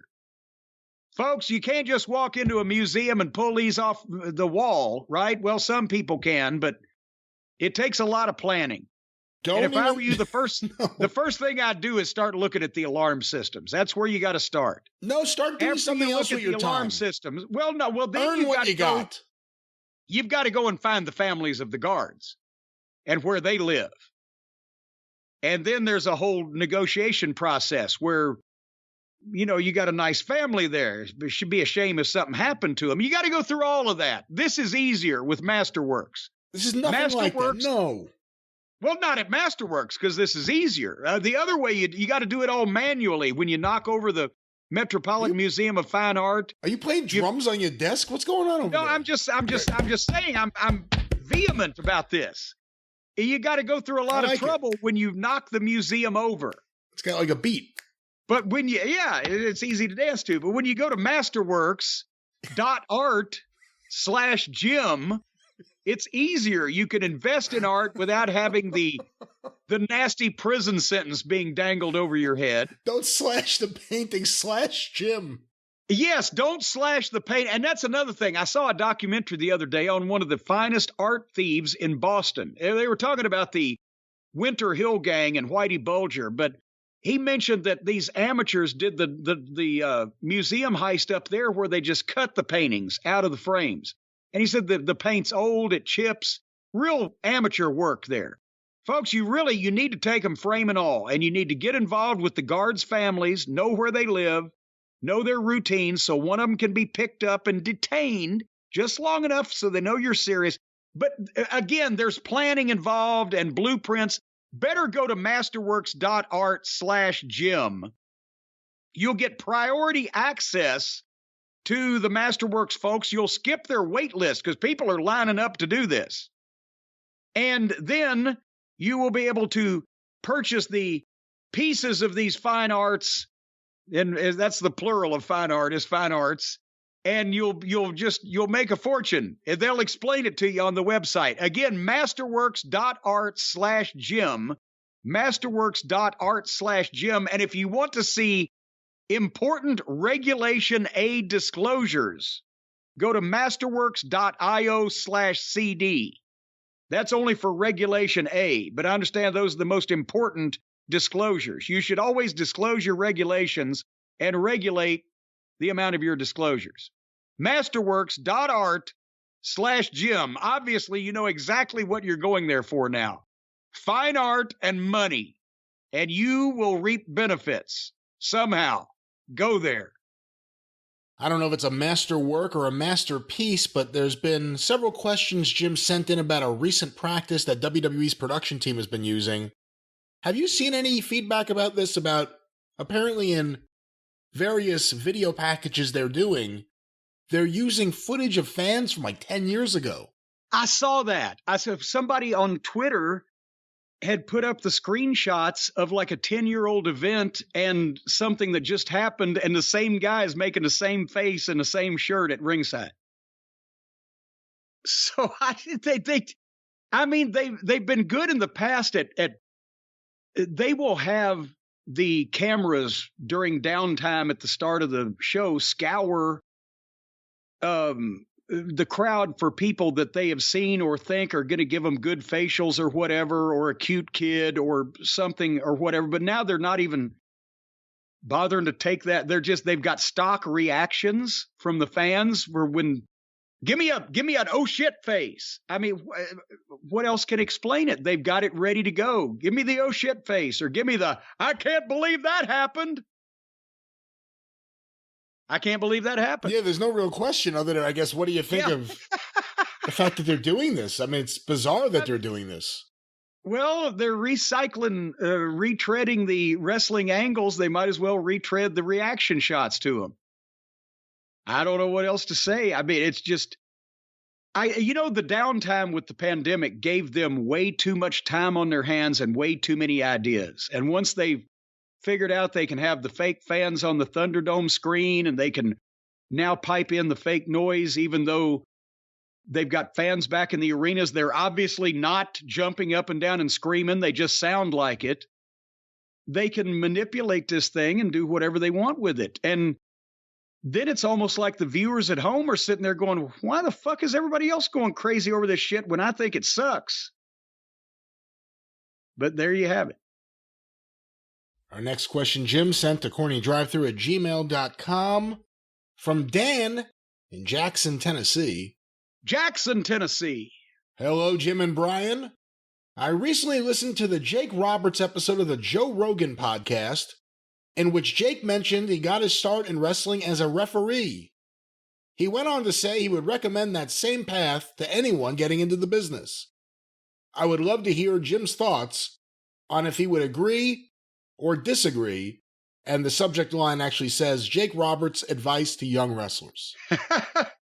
Well, actually, that's probably one of the better pieces of advice he's given any of the young wrestlers. What was his name? Fred Platt. That was Jake's name when he was the referee, Fred Platt. That was one of the two names. He had another name, too.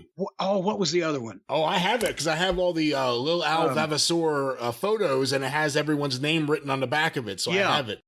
I can't remember off the top of my head, though. But anyway, nevertheless, the reason for that was he was the son of Grizzly Smith, and everybody knew who Grizzly Smith was. He'd been a star in wrestling for 15 years as of the mid-'70s. So they, as they often did with somebody when they were probably going to get into business as a wrestler, but they needed to get experience, they were still in the process of training or whatever, well, let them referee and get some experience in the ring. And I mean, it's not for everybody. I would not have suggested to Dave Bautista, well, we're going to break in as a referee. Well, look at him, right? If it was visually ridiculous, no, you wouldn't do it. Or if people already knew who the guy was, if he was, an amateur football player or college athlete or whatever the case. You wouldn't do that. But for a lot of guys, that gives them a chance to get in the ring. And especially if there's a veteran in the match, he can see the veteran calling the match. If they do it, well, I guess they don't do that in the ring anymore. But you know what I'm saying? That was the point. You could get a feel for it without actually having any attention on you. And since Jake, had grown up with his father in the wrestling business, but still, as we know, the kids didn't travel on the road with the guys that much back in the territory days, and especially Grizzly's family. So it was a way for him to get some experience in a low pressure type. I mean, there's still pressure on the referee, but you know what I'm saying. And then when he broke in, he actually worked in Tennessee for a few weeks as Jake Smith Jr., which Grizzly's nickname was Jake because his real first name, as Jake Roberts is Aurelian, Aurelian, and nobody could spell it or pronounce it. So he was Jake Smith Jr. So Jake's talking about breaking in as a referee. Is there any specific job that you think is good for, if you have someone young hanging out around the wrestling matches and they want to break in, what can actually teach the person who wants to break in the most? What job? Well, it depends on the person. I mean, there's all kinds of... photographer did good for you. You earned the ins and outs from ringside. I was about to say, and so was Heyman, Eddie Gilbert. I mean, being a photographer was a way to, especially when you were younger, there was no age limit on who the ringside boy photographer was. So that was a way you could kind of get around the business and, see it up close and kind of, hear things that you weren't supposed to hear occasionally. And even if they weren't ready to smarten you up, you kind of, figured things out. That was good, but refereeing can be good. Ring announcing. If you've got a decent voice and or you are not shy about speaking in public, the ring announcer gets a pretty good view of everything. He's involved in one way or another in all of the matches. And, it kind of sees how the show flows. But it depends on the person, whether you're a cameraman or an announcer or a manager or a referee or whatever you are. You can find ways to learn not only about what you're doing, but also, the other shit that everybody else is. That's what impressed me about MJF. The first MLW taping that I went to early in the day when they were still wiring up the audio and the cameras and setting up the lights and everything, the equipment set up. MJF was walking around in the building and he was looking at everything, and he came over to me and my God, Rich Bikini. I almost started to not name Rich, but Rich Bikini was the announcer with me, and he asked us a few things about television production. And I think we were going over maybe doing some wild lines or something. What do y'all do? Well, we're recording some lines they can drop in or whatever the case. He was asking questions about everything. And that, that's the way that you figure these things out. And if it doesn't work out, that you're a main event wrestler for whatever reason, you get hurt or you ain't good enough or you don't get a chance or whatever, but you also know how to do commentary, or you also know how to do production, sit in the truck, whatever the case. It depends on the person. You can learn from all those jobs, but you don't just study that job. You study what everybody else is doing too. All right, Jim, our next question sent to CornyDriveThru@gmail.com from George C. Powell. Hello, Jim and Brian. I've been an avid listener of both podcasts for almost 2 years. Over the years, I've learned a lot about the wrestling business. I would like your thoughts on if small crowds bring more energy to a wrestling program. I have recently watched some Impact Wrestling, which has a small crowd, but they seem so energetic and appreciate the action in the ring and put the AEW crowd to shame at times and make them look like uneducated and unsophisticated garbage wrestling fans. Hope you are well, gentlemen. Sincerely from Vicksburg, Mississippi. By the way, once again, the subject line I'll read here. Do small crowds have better atmosphere in pro wrestling? Well, I mean, again, if you only have 100 people in a place, they are the 100 people that wanted to see that more than they wanted oxygen at that moment, right? When you got down to those are the most faithful, dedicated fans that you could possibly have. And so they're going to make noise with whatever they see or whatever they encounter, but it's always better to have more of those people. I mean, a small crowd does not help the atmosphere. A small crowd kind of brings it down. But I mean, I guess today guys are used to, small crowds. But back in the day, I mean, if it was TV, you did your best because it was going to be seen on television. It was going to live on tape and other people were going to see it rather than just the few in the building. But if there was nobody in the building, then no, it didn't help the show because who wants to go out and take fucking bumps and, potentially injure themselves in front of 100 people and your payoff's going to be the shits because there's only 100 people there. Now, later on, guarantees came in, which I've mentioned, both helped guys and also killed a lot of people's incentive to work harder. But even if you've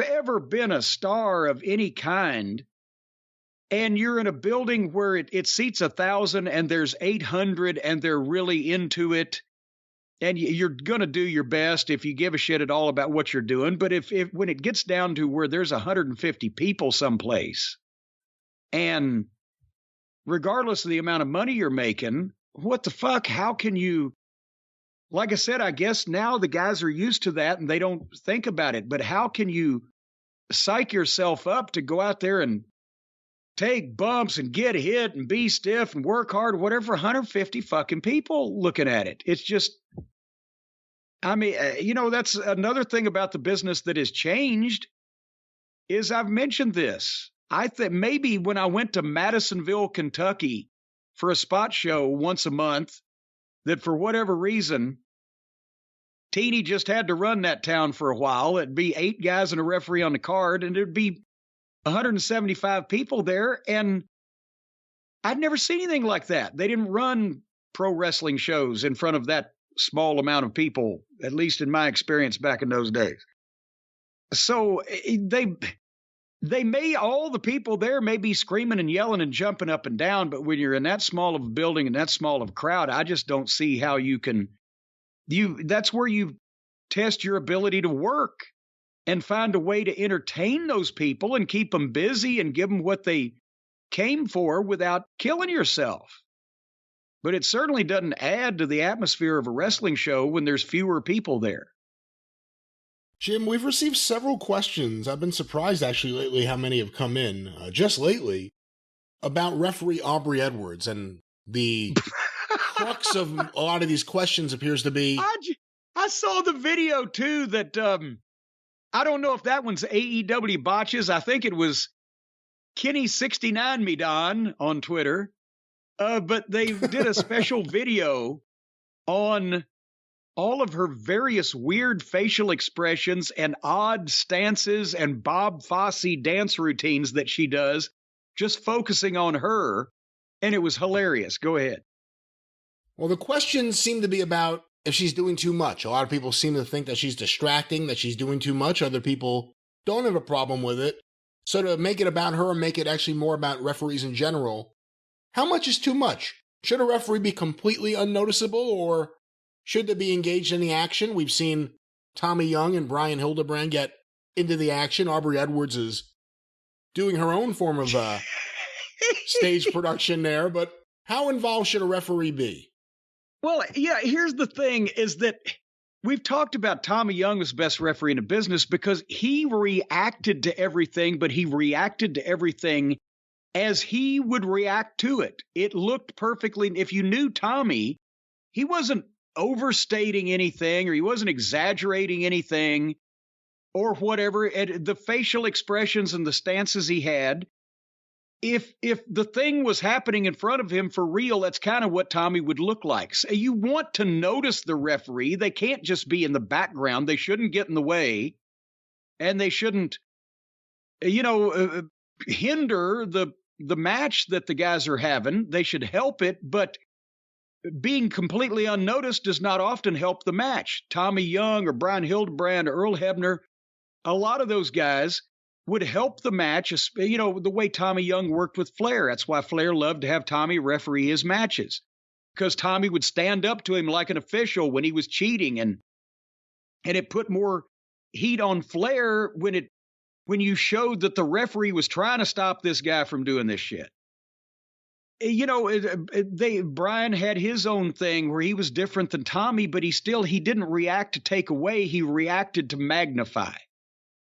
But there was not these ridiculous poses and these multitude of faces that she puts on, and she's cringing and flinching from everything, or there was one where the two girls in the match were... That's the one, with the squaring up in the middle. And then yeah. They were squaring up in the middle, and then suddenly, like a fucking boom camera just wheeled in, she comes and sticks her face right in between them with that horse-faced fucking expression on and a slight puppy dog lean of her head, so she's right in the shot there. And in slow motion, it was hilarious. When they started, we mentioned that she actually had a game face and looked like she was taking it seriously and was the only referee that even tried to have any authority. That was in the early shows. Well, then, since then, they've obviously completely obliterated any authority or credibility that any referee on their roster has, because they never do anything. They're never taken seriously. There's no rules. You can't even get them to stay in the fucking ring. But she's gone over the top with it. And now she's more in vogue, I guess, because the fans made over her and they gave her a podcast or something. Now she's a celebrity too, but it's It's bizarre, but it's actually, in some cases, it's more entertaining than the match we're watching. To see the facials and the weird stances, and it looks like she's playing an invisible, game of Twister up in the air, right hand green. She sees the spot. So I don't know. It's just, they're all overly dramatic. It's like everybody in the company had a theatrical background, and now this is their chance to be put on a show, kids. So I guess to go back to the question, is she doing too much? Yes. Do you dismiss fans who are saying it's distracting? Do you say, oh, just live with it? Or do you say... No, I mean, like I said, it's entertaining because a lot of their matches are crummy, but no, if she's reacting to what goes on in a realistic fashion, that's one thing. But again, the ridiculous, the poses and the stretches and the struts and the multiple facials, and she freezes to make sure that you see them. And it looks like she knows where the camera is. So just calm the fuck down just a little bit. What they ought to concentrate on is actually telling the wrestlers to do something the referee tells them to do. That would be refreshing if all of them had a little authority in the matches and credibility and was actually making somebody adhere to the rules. That would be refreshing. But just all this gesticulating, she looks like she went to Twinkle Toes' school of ballroom dancing. All right, Jim, let's play a game. Let's get one of our games here on the show now. Let's play a game. Let's play a game. How about some Guess the Program? Remember about 3 or 4 months ago, we said, the goddamn wrestling business is heating up. All these stars coming into AEW, and the WWE is responding, and the shows got kind of good, and Danielson was a fucking star. And we're thinking, hey, this is starting to be a real wrestling war. And fuck, I'd rather watch my home movies now from when I was 6. My, how things change. Go ahead. What's this game we're playing? All right, Jim, this is Guess the Program. You're going to try to guess the year and the location all right, of these cards. You sprung this on me a couple of weeks ago, and I didn't do as well as I wanted to, so I'm going to try to be better. Opening match, which starts at 8 p.m., The Libyan versus Savannah Jack. The second match, okay, Jumpin' Joe Savaldi versus Nature Boy Buddy Landel. The third match, Terry Taylor versus Nature Boy Buddy Landel. Wait, so Buddy's booked twice? Yes. Okay. Back-to-back matches, apparently. Yeah. Terry Taylor and Iceman King Parsons versus Rick Steiner and Sting. An elimination 6-man tag match, the one-man gang, Wild Bill Irwin and Bad Leroy Brown versus the missing link, Chavo Guerrero and Hacksaw Duggan. Hot Stuff Eddie Gilbert Jesus versus Hollywood John Tatum.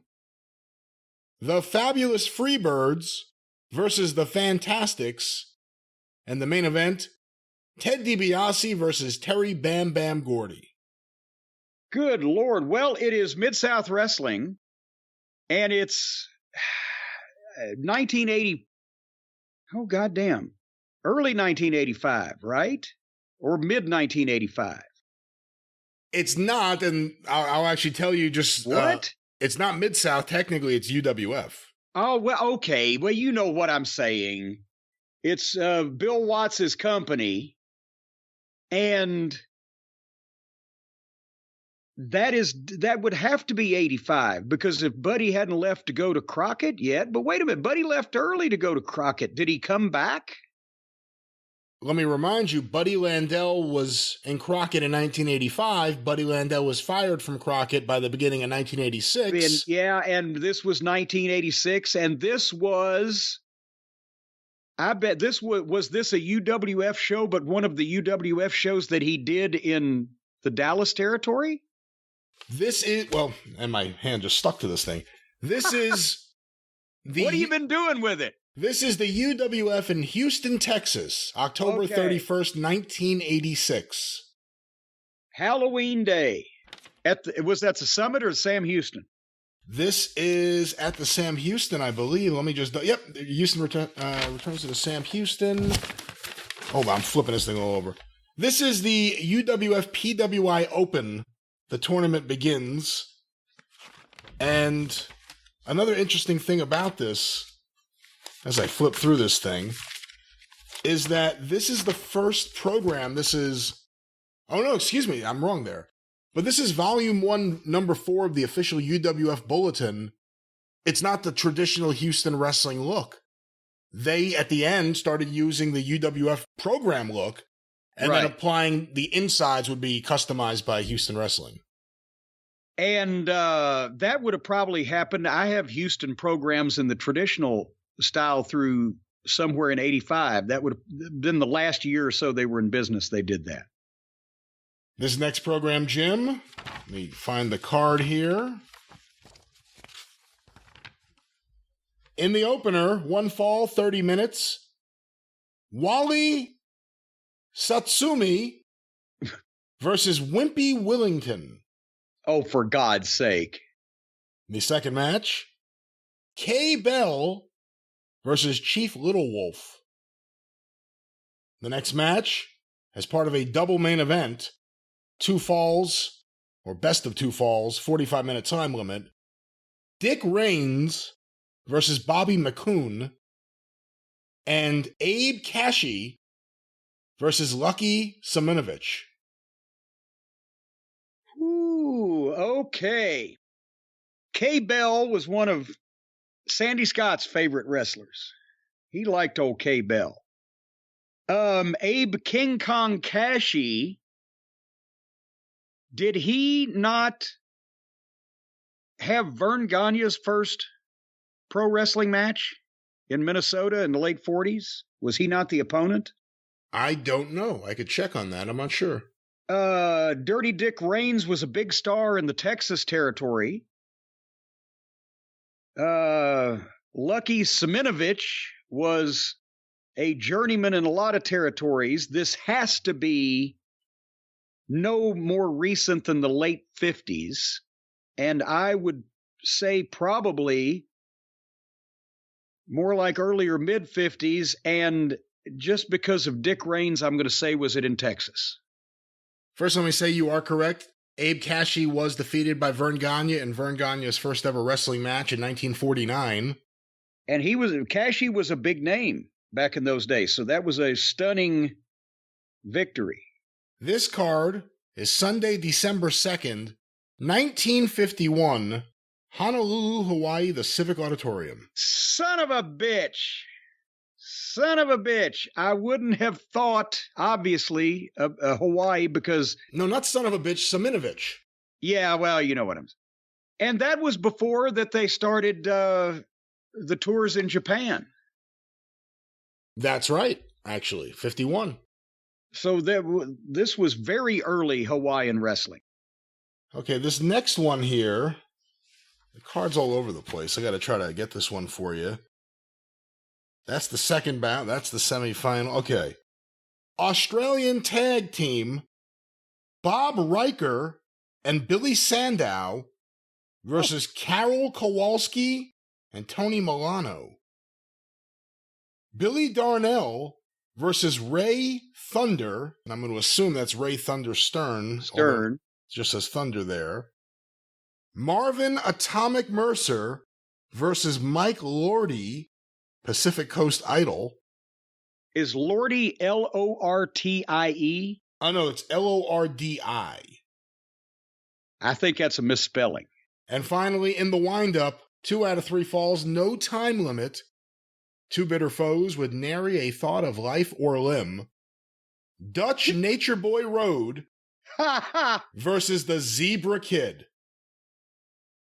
Okay, I was going to ask you, before we got there, was Buddy Rogers on the card because of Billy Darnell, Ray Thunder Stern? And Marvin Mercer was, Atomic Mercer, was a star in the Midwest in Ohio. So was Zebra Kid. Herman Dutch Road being advertised instead of Buddy Rogers puts this at what? 1946 or earlier? Well, I'm going to give you a little bit of a clue.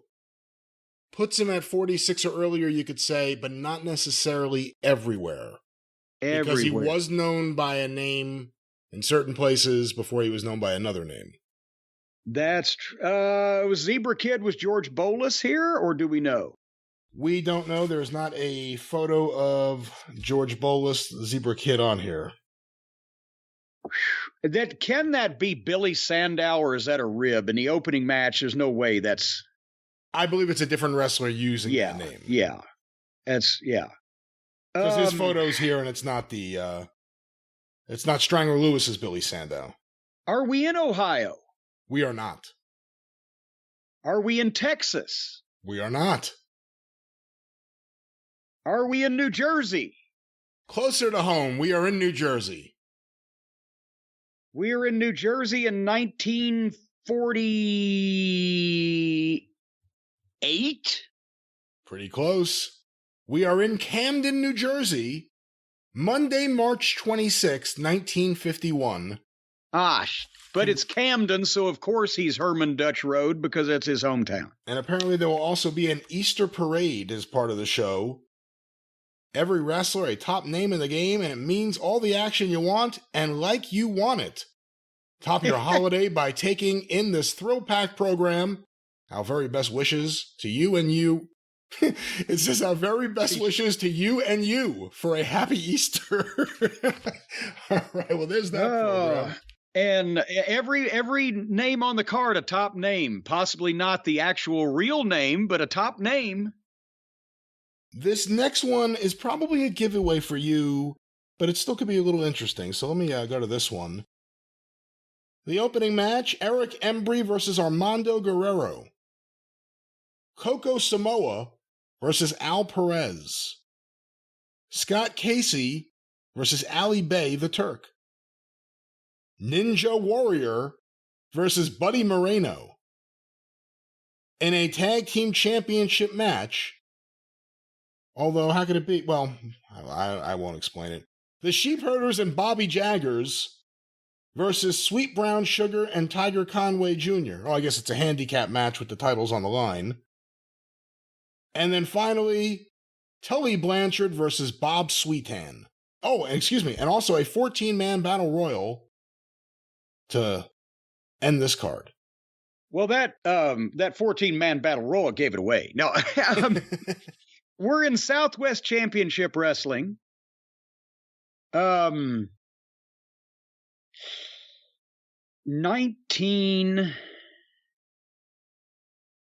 the early 80s. I see some guys here that were in Florida in 81. I see a couple of guys here that were in Tennessee in 81. I want to remind you, the Sheepherders are on this show. There's a giveaway for you because you know what the timeline was. They came to Tennessee in 82. Sweet Brown Sugar was Skip Young at that time. Is this 82 or is it 83?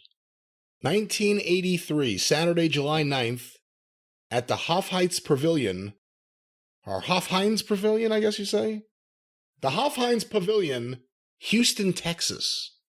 Oh, so this is when they were trying to run opposition in Houston. Yeah. It's the San Antonio territory and the San Antonio talent, but they were running against Paul in Houston with very little success, and with this card, you can kind of tell why. This is also one of the first programs, if not the first program, I got to check my files, when Southwest started doing programs on their own. Because they owed Norm Keitzer money, they just stopped having Wrestling News or Pro Wrestling Enterprises do their programs and started doing them on their own. And they're really nice, but of course, they didn't just owe Norm Keitzer money. This is right before they owed USA Network money. Yeah, they owed everybody money at that point. Here in 1983. Let me go to the next program here. Of course, on the cover is Adrian Adonis holding up Terry Funk's world title as well as Lou Thesz's world title. This next one here, Jim, Let me open this up. Okay, here we go. The Brute versus Cowboy Paul Jones. Ooh. Lenny Montana and Mike Paducas versus the Assassins. Ooh. Kurt and Carl von Bronner with Gentleman Saul Weingroff versus the Kentuckians, Jake Smith and Luke Brown. And in the main event, for a championship I will not name, the Great Malenko versus Dickie Steinborn. Okay.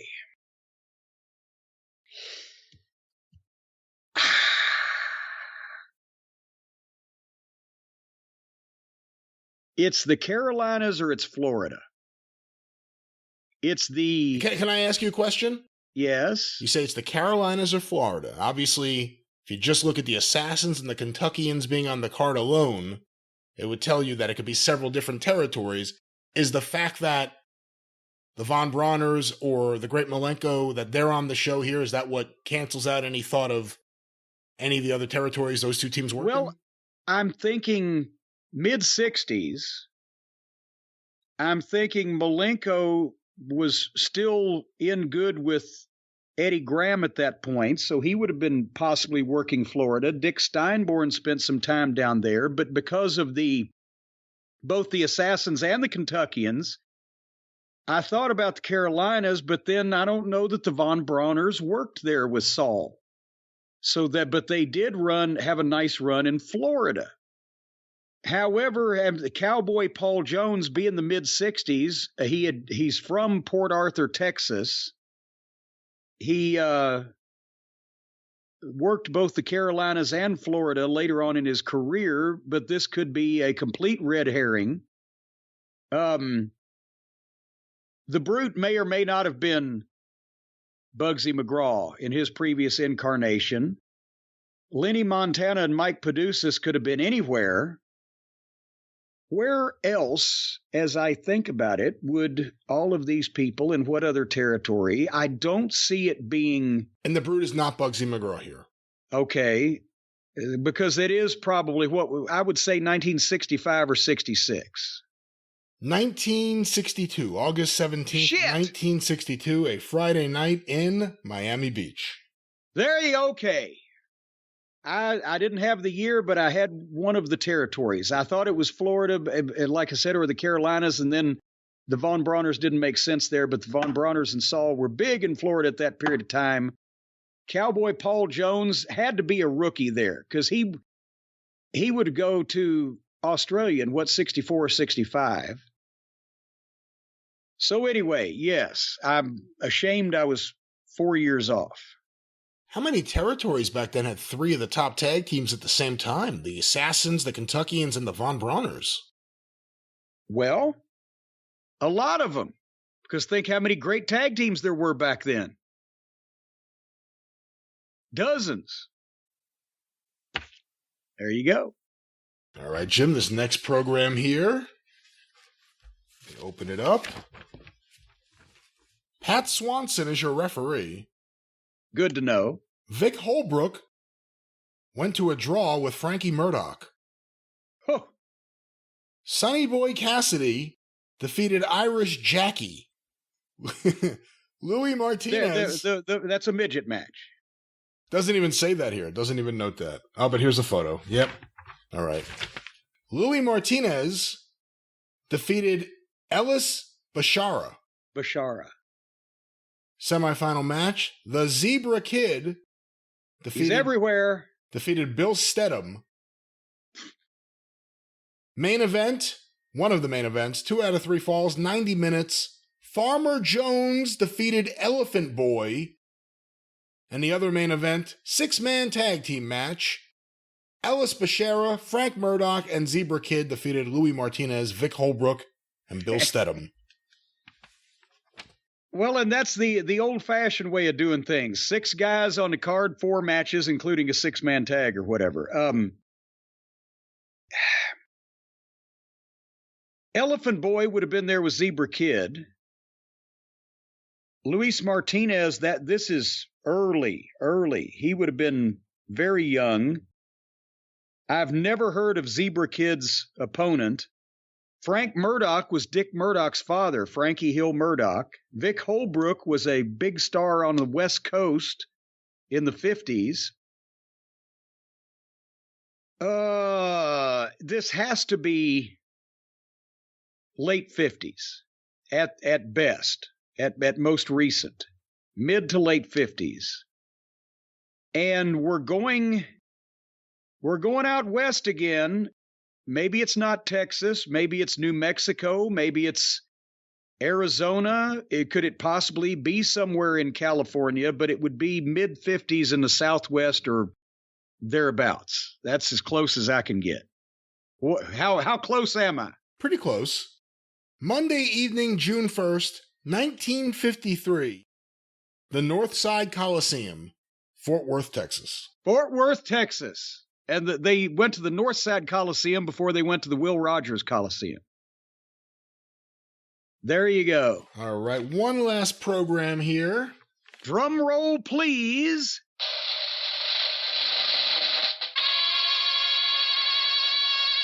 Here are your preliminary matches.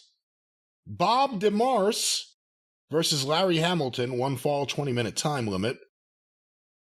Joe Dusick versus Dave Sims, 1 fall, 20-minute time limit. And then the main event, 6-man tag team match, Ernie Dusick and Joe Dusick with Bob DeMarce versus Dave Sims, Ray Vilmer, and Larry Hamilton. Ooh, Central States? Well, I mean, before anyone used that term or called it Central States, Topeka, Kansas.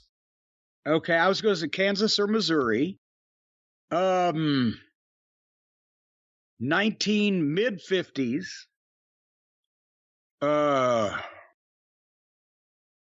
Because when did Larry Hamilton get in the business? Because Jody is his younger brother. They main evented Madison Square Garden when Jody was 21. That was in 1959-ish, 58-ish, wasn't it? And Larry Hamilton had been around for a while before that. Been around for, I'm going to say, Ray Vilmer worked for Sam Muchnick in St. Louis in the late 40s, early 50s, 1952. Ooh, so close. Whoa! Topeka, Kansas, May 19th, 1953. Bam! And that's Guess the Program, this week's edition. And for anyone who sends in their own thing, we actually use the programs I have here in my collection in hand. So please, I don't want people to waste their time and send me, here's 20 cards Jim should guess. That's not the way this is going to work. Yeah. Any closing thoughts on Guess the Program? Well, I mean, they can send like a photocopy of the program that you can read, but we don't want them to just make up cards and we don't know if they're legitimate or not. That's what you're saying. Well, that's part of the reason, but of course, another thing you could do is you could take some of these notes and you could crumple them up and you could maybe see how they work as compost. They probably wouldn't work at all now that I think about it, but if you want to grow your lawn, we know someone who can help you. I thought you were going to say they could crumple them up and stick them sideways on your lawn or whatever. Folks, we've been talking about this. We got jacked out of our spring. The weather was shitty, but now summertime is coming on, and what do you got? You got dandelions, you got weeds, you got bare spots on the lawn, you got all kinds of... The stuff you don't want to grow is growing, and the stuff you want to grow is not growing. But everybody wants a beautiful lawn, and they want it without harsh chemicals, because you don't want to put chemicals on your lawn because of the pets and the kids. When the pets go out and sit around or play ball, or the kids go out and piss on the grass or eat some of it, whatever the case may be, you want them on clean, healthy stuff. And the folks at Sunday give you a beautiful lawn without all those harsh chemicals. It's made with ingredients that you can feel good about, like seaweed. Everybody loves seaweed. And molasses. Everybody loves molasses. And iron. Of course, now when you put iron on your yard and then you mow the grass, those little tiny sharp iron needles can be flung everywhere and penetrate people's spleens and livers and kidneys. So you got to be careful when you put iron on the lawn. But folks, again, you don't have to fucking go out there and haul around a bunch of big bags and you don't have to push the wheelbarrow around. All you do is you go to getsunday.com, Sunday just like the day, getsunday.com, and you put your address in, and their lawn analysis tool uses all these soil and climate data and creates you a personal nutrient plan. And it's delivered right to your door when you need it. And then, boy, you just spread this stuff on a meatloaf or put it on your burgers or your sandwiches. It's personal nutrients that will make you feel good. Brian, you're not disagreeing with me. They'll make you feel good. You've just given up, haven't you? Wait, we're talking about Sunday lawn. No, they won't make you feel good. They'll make your lawn feel good. Yeah, you don't eat this stuff. No, don't eat this stuff. See, that's what you weren't paying any attention. Because I've been eating this stuff. You've been eating this stuff. That's what's rotted your brain. No, what you do is that you get the fertilizer and stuff that they mix up for you, and it's delivered right to your door, and you hook it up to the garden hose and just spray it about. And I know a lot of our listeners out there in the cult of Cornette are used to taking their hoses out and in public and just spraying everything. Well, now with their getsunday.com lawn analysis tool, you'll be spraying the right things for your pets and your kids and your family on your lawn. And then when that grass is as green as a pepper tree and you harvest it and you roll it up and set fire to it, it will have a pleasant taste and aroma, and you will feel good about what you've done with your lawn. Folks, full season plans, full season. It's a short season, but still. Full season plans start at just $129, and you can get 20% off when you visit getsunday.com/JCE. Use that /JCE at checkout to save 20% off your custom yard plan. getsunday.com/JCE. All the grass you're ever going to want to burn. getsunday.com/JCE. All right, Jim. Well, before we burn all the grass, let's get some more questions here on the show. This next one was sent to CornyDriveThru at gmail.com from Jeff in Livermore, California. He found a list of the richest wrestlers of all time, and he wants to get your opinion on the list. Okay. It's a long list. We're not going to read this whole list. A long list. How? I didn't know there were that many rich wrestlers. Well, the number one richest wrestler of all time, Vince McMahon, worth $1.6 billion. Well, yeah, and I get he's a person who has wrestled. Would you identify Vince first and foremost as a wrestler? That's kind of a loophole there. And in that case, then I could also be categorized as a media mogul and a wrestler as well, because I have actually wrestled, but I'm doing this. Number two, The Rock, worth $400 million. That's probably a safe benchmark. I don't know any of the other boys going to hit 400 million anytime soon. Number three is Triple H, worth $150 million. I mean, stock. Where are we getting these estimates from? Is this from Forbes magazine or some knowledgeable source, or is this just off Facebook? It appears to be from CelebrityNetWorth.com. Oh, well, I've looked mine up, and they're several million off. I ain't going to tell you in which direction, but I kind of was somewhat insulted. But I don't believe any of these. Now, without taking the figures into the equation and just the ranking, I'm pretty sure Vince has more money than anybody else in the wrestling business, and I'm pretty sure The Rock would be number two. From that, do we know what's going on with old Antonio Inoki these days? Because, did he ever get up into the hundreds of millions? I don't know. Baba was the one people talked about more when it came to building wealth. That's Inoki. right. Baba may have had Inoki. Inoki was like Barnett. He looked like he had a lot of money, but Baba actually had it, right? The real estate and purchasing things in Hawaii and all that shit. But I always heard that he was at least in the running for something like that. More money than anybody in the American wrestling business at that time had, and that was before Vince became a publicly traded billionaire. Number 4, John Cena, worth $60 million. Well,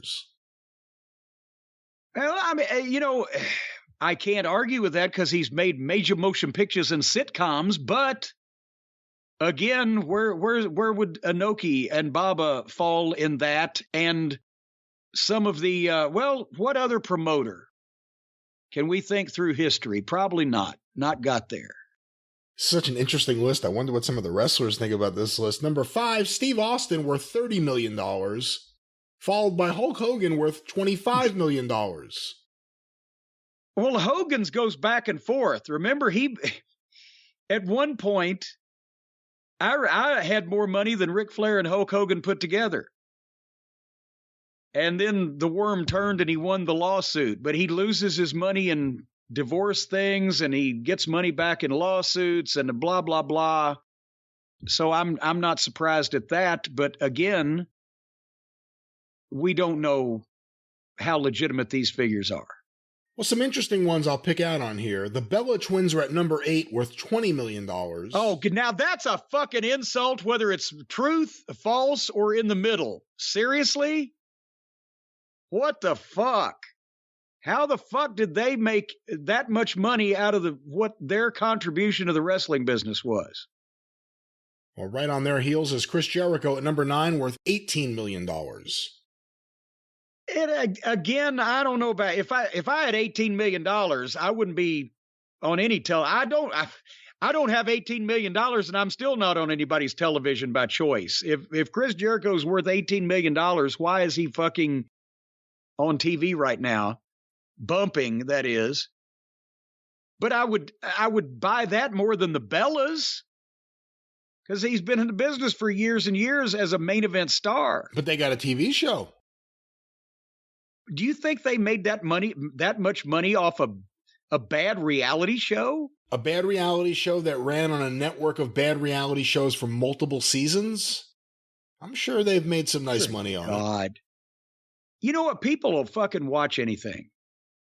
Well, speaking of which, here's an interesting one. Number 15, Jeff Jarrett, worth $15 million.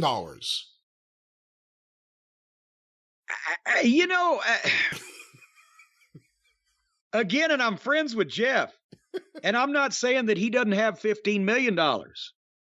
And he has run a number of companies, and he's been in the business for a while. But if he has $15 million, then how much money does The Undertaker or Randy Orton have when they have been worked for the biggest promotion in the world at a high level in main event matches for 20 fucking years? Well, The Undertaker's actually at number 11 with $17 million, so he's done better than Jeff Jarrett, just slightly better. Just slightly. It's too bad. It's too bad, Jim. I don't see any of this. I'm sorry. I was going to say, it's too bad you couldn't join the most exclusive club in wrestling, the $10 million club. Here's who makes $10 million, or who has $10 million. Well, who's to say I haven't? Because I told you my celebrity net worth was off. Well, maybe you could join this crew. Listen to this crew. Worth $10 million. Sable, Kevin Von Erich, Diamond Dallas Page, David Otunga, and Andre the Giant. What? Well, wait a minute. David Otunga? I don't know what he does. Does he have another job besides wrestling? Yes, he puts lists of celebrity wealth on websites. No, I don't know what he does. Kevin Von Erich, Fritz had money, and Kevin was the last child. And he did sell the world-class library to Vince for 7 figures, and that's why they all moved out to Hawaii. But I don't know about that one. And David Otunga didn't make it in the wrestling business. I mean, does he do something else as a livelihood and Because we haven't seen him in ages, but they don't cut him because he's related to somebody, right? I don't think he was married. I think he was engaged to Jennifer Hudson for a while. But I don't think that's still a thing. Or then is he still there? I have no idea. Then how the fuck did he get $10 million? Maybe he's the smartest man in wrestling. Maybe he beat Andre the Giant, who also had $10 million. Oh, and, you know, No. I'm not saying Andre didn't make $10 million over the course of his career, although we ought to do some math on that, because Andre was in the Guinness Book of World Records in, 1974, 75, 76, in that area, as the highest paid pro wrestler at $450 and something thousand dollars. I don't mean $400 and something thousand dollars, which would today be 2 or 3 million. He was just above Bruno and just above the NWA champion. And he's been dead they're obviously talking about his estate. Would the value of his estate be that much when we've seen the recent documentaries and there's not tons of money pouring into it, although there is still interest in Andre? I'm not trying to be unkind. Yeah. I don't see how that would have worked since he's been gone for almost 30 years now. Yeah, I don't think there's millions pouring in, but it is interesting because I guess it's Andre's daughter and whoever she has on her team. They license Andre the Giant all over the place. So I actually collect Andre the Giant action figures in the boxes because that's so cool to me. You can get all these different brands of Andre the Giant toys. The official WWE. There's a Mego one that's just the most ghastly figure you've ever seen. Super 7 does different versions of it. There's Japanese action figures. There's so many cool Andre the Giant items, and a lot of it's because outside of WWE, he's being licensed actively. I don't know how many wrestlers there are. I mean, Randy Savage, I guess. How many wrestlers have passed and actually have estates that are still monetizing the wrestler in any acceptable way, the way a celebrity who passed would be? Not many. Not that I can think of. Well, we'll close out this list, Jim, with the $7 million club. Jeff Hardy, Dean Ambrose. Okay, maybe that's when this list was made. Randy Orton, Wade Barrett, Jerry Lawler, and Bret Hart. I can't argue with names like Lawler and Bret Hart, except say maybe would it be a little bit more? With some of those others, I don't know how they arrived there, but I think the reporting on this is specious at best because there's no way to tell how unless somebody is in a high-profile lawsuit where that information has to become public record, there's no way of telling what anybody's legitimate net worth is. What wrestler had the most opulent lifestyle, pre the modern television era? Or pre, the 80s, before the 80s? What wrestler? Because the thing is, when you're talking about the way the email was worded, was the richest wrestlers of all time, not the richest wrestlers of this era. So again, when you're adjusting for inflation, how many wrestlers in the 20s, 30s, how many wrestlers throughout time really lived it up and made a lot of money and actually saved some money and we don't even realize it? Well, the stories always were that Strangler Lewis, who was married 5 or 6 times and Thez said he went through 2 or 3 different fortunes during his career. He probably earned, and this is in the 20s, 30s, and 40s, several $1 million wrestling and ended up pretty broke at the end. I mean, Flair certainly lived a high lifestyle. The stories are from Vince McMahon himself that's why he idolized Dr. Jerry Graham, because Jerry Graham, when he was on top in the late 50s in New York and the Graham brothers were selling out Madison Square Garden, he had the bright pink convertible Cadillac that he would drive through Times Square lighting cigars with $100 bills. And that's $100 in 1959. And those were the stories, and he did it because there it was. And then he died broke and penniless, in a fucking cheap room somewhere after his mother, who he had supported all throughout his wrestling career, sending money home that he wasn't burning, lighting cigars. She ended up giving all the money to the fucking church. And to Billy Graham, to the Reverend Billy Graham. To the Reverend Billy Graham. And the Jerry Graham was left high and dry, and there you go. So, but I mean, Barnett lived opulently, in a lot of cases off of other people's money. But I was going to say, but there's arguments to this day whether he actually had any money at all. Yeah.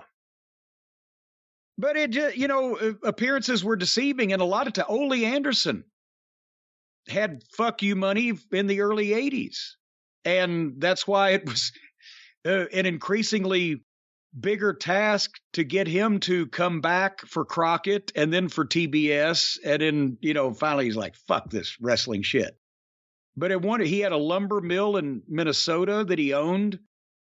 And, he was always, because he was one of the smarter guys in the business, intelligence-wise. He always took care of his shit.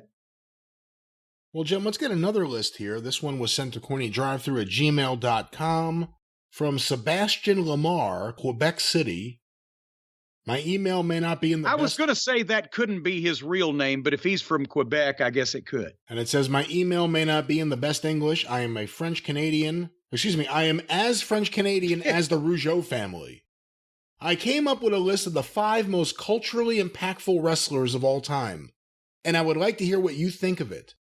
It's not in order of the most important first, but in chronological order. So once again, the most culturally impactful wrestlers.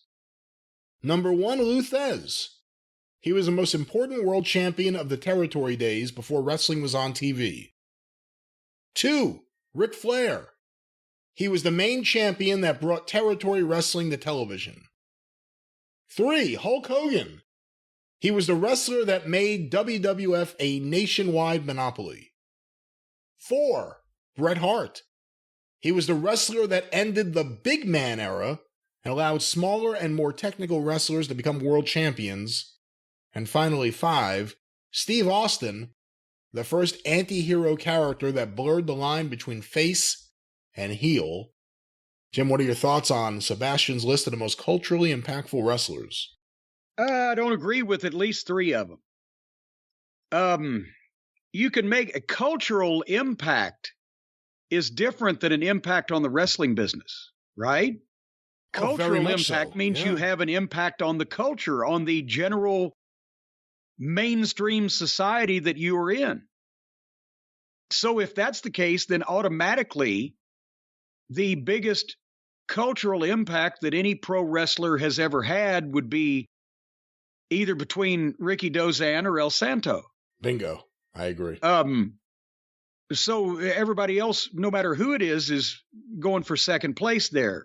Ricky Dozan still to this day places in polls in Japan of sports figures, not just wrestlers. He started an entire industry. He was a national hero. El Santo did the same thing in Mexico, pretty much. He was the guy. He surpassed the wrestling business and the mask and the trademark and the idea of him and his birth date is a holiday and all that other shit. Nobody in the United States or really anywhere else in the world, except maybe Kentaro Oki in Korea, right, has had the impact on their relative cultures and societies that Ricky Dozan and Santo did. So you start there with those 2. Lou Thesz had absolutely, and I have all the respect in the world for Lou Thesz, 0 impact on American cultural society. Plenty of impact on the wrestling business. But Hulk Hogan and Steve Austin qualify for having an impact on American culture. People who weren't wrestling fans, didn't have any idea, have never seen a wrestling match, either knew who Hulk Hogan was because of the television exposure, saw him, were cognizant of him on The Tonight Show, the movies, cheaply made and unentertaining as though they were. Come on. And the same thing with Steve Austin, the T-shirts, and Hell Yeah and Austin 316 and the middle finger and the rattlesnake. It went into movies. It went into the mall. It passed the wrestling bubble. As far as, so if you've got Ricky Dozan and El Santo and you've got Hogan and Austin, if Flair now has more cultural impact on today's culture than he had on the overall culture when he was on top in the 70s and 80s, because he was the man to the wrestling fans. But that was a period of time where wrestling, and specifically the Carolinas or even the NWA, they didn't have, what's the Q rating? They didn't have the complete recognition of everybody in the country, just the wrestling fans. But Flair now, because those people that were wrestling fans grew up to be rappers and movie stars and celebrities and basketball players and whatever the fuck, he's got more impact now on the culture than he did when he was in his prime, in terms of people being cognizant and aware of who he is and the Ric Flair drip and all that stuff. That I just wish I could have been on Crockett's plane with Arn Anderson and Nikita Koloff and a few people when the Ric Flair drip became a thing. The fucking one-liners would have been. But who do you think has more cultural impact today, Ric Flair or The Rock? Well, still it's The Rock, because The Rock is every kid knows. He's on network television every week.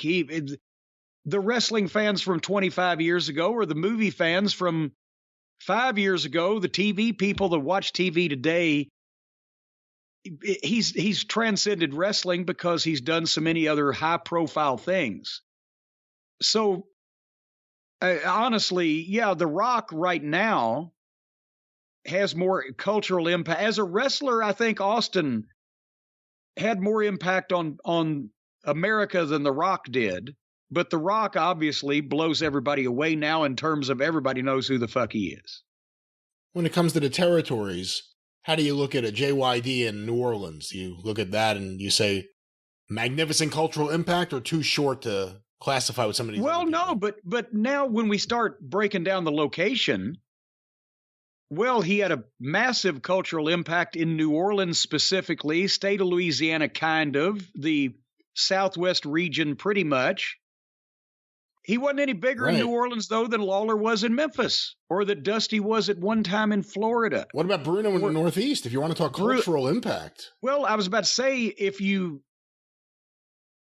go to a regional cultural impact, Bruno would have had more than any wrestler, because that was the biggest region.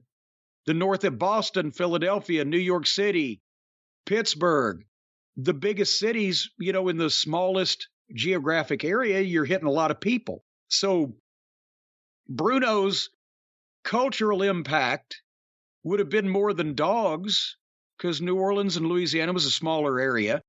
And Bruno had such longevity, and so many people, important people, movers and shakers, grew up in New York or in that area and grew up with either Bruno or grew up with their parents idolizing Bruno Mars. His parents nicknamed him after Bruno. So if you're talking a cultural impact on an entire culture, a few of those people broke through. If you're talking about, and because of the modern era, it was easier. If you're talking about regional cultural impact, almost nobody's would have been stronger than Bruno. But then the cultural impact of the entire country under Strangler Lewis, everybody in the United States of America knew Strangler Lewis's name and what he did, even if they didn't watch wrestling or go to wrestling matches. What about Whipper Watson or Yvonne Robert? In Canada? Yeah. Absolutely. Whipper Watson and Yvonne Robert, and maybe even the Rougeaus, the original Rougeaus in Montreal, because of the French Canadians love their heroes, and they become bigger and last longer just because the French Canadians cling to them. And so in Canada, and especially in the eastern part of Canada, Whipper Watson was the biggest star they had. Yvonne Robert before him. The Rougeaus were huge in Montreal. Let's not forget Andre. Massive cultural impact eventually on the whole culture, because even though there was no national television for wrestling at the time, because of the nature of him being a traveling attraction, he appeared live everywhere. He appeared at one point or another on tape on every territory's wrestling program. So he made covers of magazines. He's a guy that had an impact just in terms of recognition. He didn't necessarily change anything about wrestling like, Hogan and Austin did, but culturally, people knew who he was. But culturally, his stuff's still being licensed today. People still know his image today. Maybe more so than even then. Well, yeah, because there's been more documentaries and the book written, and more people have heard about him now that maybe weren't around when he was, on the road. So, yeah, it's not like when a guy gets to that point, to that level of fame, and has that many people that remember him, and was also such a classic story, whether it be Bruno surviving the Nazis in the mountains and his mother being shot trying to steal food for him, or Andre, coming from a small village and a normal-sized family, but the whole story that he has, that gets bigger. It's like, nobody remembers that John Paul Henning was one of the biggest box office babyface attractions in wrestling in the 50s. Nobody. But a guy because he was just a wrestler, and he was a good one, but he had nothing. There was no concerted effort to keep his name out in front of the public. With Andre or Bruno or guys that get to that level, they still keep telling stories. They still keep writing books. They still keep doing documentaries. And more people that weren't even alive then start knowing who the fuck they were. So that has a continuing impact. Jim, our next question sent to CornyDriveThru@gmail.com from Tim Litvin in Perryopolis, Pennsylvania. Oh, now, are you just blathering here, or are those real words? Those are his words. Perryopolis, Pennsylvania. Please tell us in your own words. All right, I'll just make them up as I go. Dear Mr. Cornette, I live 10 minutes from the Rostraver Ice Gardens. Rostraver, Pennsylvania. In the infamous... I'm sorry, go ahead. Yes. That was the place that not only did they have it, remember when they did the Brian Hildebrand Curtis Comes Home show, where it's outside of Pittsburgh. They did that show where everybody donated their time and appearance and everything. But that was also the location of my last Ring of Honor television taping, when fucking idiot Greg the office boy had pissed off the Dan Bynum, the producer, so bad, would not want to fucking talk to him like an adult about the budget, so they had no pipe and drape, and there was an endless supply of fucking Coke machines and odd lit things that we had to shoot, and the concrete bleachers, and it was 40 degrees inside because they had an ice floor they didn't want to melt. And we had 300 people there because it was too soon to come back after we'd had Bruno as a guest. But Greg, the office boy, wanted to save 10 grand. And then Carino ends up laying there, fucking can't breathe, and the ambulance is coming, and the whole office is left. And I'm screaming at everybody that I'm going to murder that fucking piece of shit, Greg Gilliland, and anybody that gets in my way. And then I went to the Eaton Park and had 3 dinners simultaneously. Went to Baltimore, did the post-production on those TVs, came home, and never darkened their doorstep again. That's where Rostraver, Pennsylvania is. All right, well, here's Tim's email. I live 10 minutes from the Rostraver Ice Gardens in infamous Bell Vernon, Pennsylvania. Yeah. Where you finally had enough with Ring of Honor.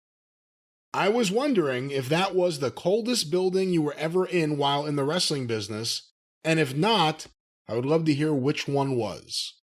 No, that was. I mean, I've been at a few outdoor shows that approached that temperature, but no, it was a cold and drizzly and rainy day in the mid-40s it was, I think, November the 2nd in Pennsylvania. And they had the doors open to this place all day because they were hauling the ring and all the equipment in and everything. And so I got there at, as was my custom, 11 in the morning. And I'm wearing my coat. And you know I'm a free perspirer. And I was still wearing my outdoor coat that I'd never taken off at 3 o'clock in the afternoon.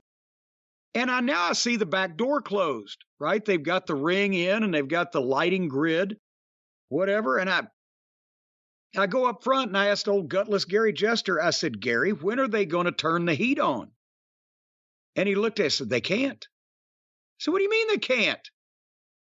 Well, it's an ice rink. And this wasn't an ice rink where a sports team plays. This was an ice rink where take your kids to fucking ice skate for their birthday party ice rink. I said, what do you mean they can't? Well, they'll melt the ice. I said, we've been on ice floors before, and that's what you do. Well, that's the Knoxville Civic Coliseum ice floor that has the professional hockey team playing there, but no, they can't turn the heat on. It'll melt the floor. So basically the ring was sitting on particle board that was covering up an ice floor. So not only was the building had no heat in it, and it was 40-something degrees outside, it was the same temperature inside. But if we did anything to try to warm up the ringside area, then the ice melting would soak the particle board and all the people would be sitting ankle deep in fucking water. So at the main event was Davey Richards, and I think it might have been Michael Elgin. I can't remember, but by the time they finished working indoors now, under the TV lights, they both had steam coming off of them like the bald-headed football players do in Green Bay when they take their helmet off in the wintertime. I've never seen anything. The fans couldn't take their mittens off. So instead of clapping, it was like boom, boom, boom. And they were just doing that to keep warm. It was fucking abysmal. And I believe I'd mentioned to you, Brian, that I'd told them 2 months beforehand, we ain't going to draw and the building's going to look like shit on TV. And that's when Gary Jester, trying to fucking suck up to Greg, had said, oh, but we've got 2 months to make it look good. And we know if we don't, you'll never let us forget it. So the last words that I spoke to Gary Jester was, I told you what it was going to be. And you told me that you had 2 months. And if you didn't do it right, I'd never let you forget it. Well, guess what, motherfucker? I'm never going to let you forget it. And Gary, if you're listening to this now, since we haven't spoken in 10 fucking years, because you're a gutless piece of shit, I'm never going to let you forget it. It looked like shit. For all the reasons I indicated. I'm sure he's not listening. He's probably at Starbucks, but maybe somebody can let him know what I said. Maybe he'll get a report. Another question here, Jim, sent to CornyDriveThru@gmail.com from Oliver in Ireland. Hi, Jim and Brian. Why do you guys hate Hogan? Just wondering. I mean, I know he exaggerates stories, but he was a massive star in the business. He crossed over to the mainstream and loves the business. Why do you guys never give him the credit he deserves? We don't hate Hulk Hogan. If he was in the street in front of me and I was driving, I would hit my brakes. I wouldn't just run him down. And we think precisely because, I don't mean to speak for you, Brian, but tell me what you think. Precisely because he was such a big star, there's no reason to lie about that shit. And if you're going to lie, make them entertaining stories that people could actually buy into and kind of be, entertained by, instead of just blatantly lying and making shit up that's only funny because it's obviously not true on the surface of it. Did I say that correctly, Brian? Yeah, and I think if Oliver's a regular listener, we just did a segment about wrestlers with cultural impact. We don't deny what Hulk Hogan meant to the business, what he meant to the WWF's national expansion, his star magnitude in the history of wrestling. But there's also the guy who says all sorts of... He's just an insufferable bullshit artist. He's a complete bullshit artist. And possibly a racist, but definitely a complete bullshit artist. So, So that's it. I mean, you can tell the truth when you've got to his level. You can tell the truth, and there's still good stories. You don't have to make shit up. No, he was never going to be in Metallica, and no, he wasn't going to be the fucking George Foreman grill, and no, he wasn't going to be the goddamn guy that worked twice every day for 400 days in a row because he was flying backwards in time from Japan and whatever the fuck else. Someone has to make a biopic of just his lies. And Muhammad Ali's daughter saved him from committing suicide. Which was news to her. Which was news to her when people thanked her for it. So I did? Okay. I don't remember what? I can't wait till he gets them all confused.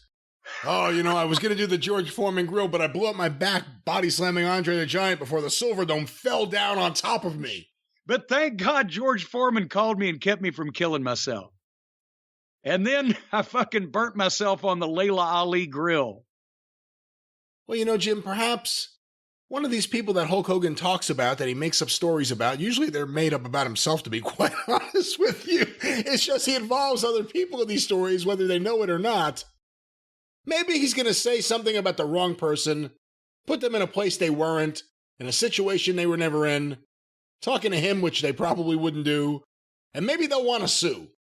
And maybe they will want to sue because maybe they will not want to be known as the person that kept Hulk Hogan from killing himself. Oh, don't say that. Don't say that. Well, maybe they don't want to be known that way. Maybe they weren't even there, and it was Owen. But regardless, it wasn't even there. It was Owen that saved me. But regardless, if you want to sue somebody for doing something somewhere at some time to you or somebody else, well, we know the right person to call. Call Stephen P. News.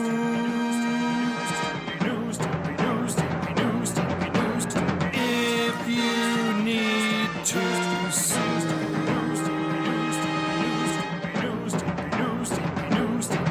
An outlaw mud show or two. Still to the rest. Brian, you tried here recently on the program to make people think that Stephen P. New was out and about, running around, doing debauchery things and I did not. Conducting himself. No, I did not. You did that. I mentioned that Stephen P. New is one of the foremost philanderers in West Virginia. Yes, he is always giving money to charitable causes. He's very philanthropic. Or is it a philatelist? He's what is philanthropist. Philanthropist. Yes, he's whether he's philanthropy. He's full of philandering or philanthroping, or whether he's philandering or philanthroping, he's always doing good for people. He supports young people and their activities in sports and the arts. He's supports feeding hungry people. The Feeding America program, he's big. It got me into that. I send money every month. He also supports the fine arts over there in West Virginia, and boy, they're hard to find in West Virginia, those fine arts. And some people still have to be taught in West Virginia how to blow on one of those moonshine jugs to get a tune out of it. But he supports that, and also he goes to court for the needy and the people who need compensation and justice, and he brings that to them forthwith and post-haste through newlawoffice.com, 888-692-8084. That's the number to call. That's the place to go if you need help with any legal entanglement that you find yourself in, or if you have been wronged and need to get justice. He's the man to lead you there. newlawoffice.com, 888-692-8084, the legendary, the infamous, philandering philanthropist, Stephen P. New. He's a philanthropist, that's right, not a philanderer, but let's get going with some other questions. Or a here. philatelist. He practices philately. Look that one up, kids. All right, well, before you slander Stephen P. New's name any further, let's get a question or two before we wrap things up, Jim. This next one, sent to CornyDriveThru at gmail.com, from not Charlie from Starkville, but John from Louisville, is how it's signed off here. Recently, MegaCon announced the rules of the upcoming autograph session. Wait a minute, who's MegaCon? Is that the biggest con?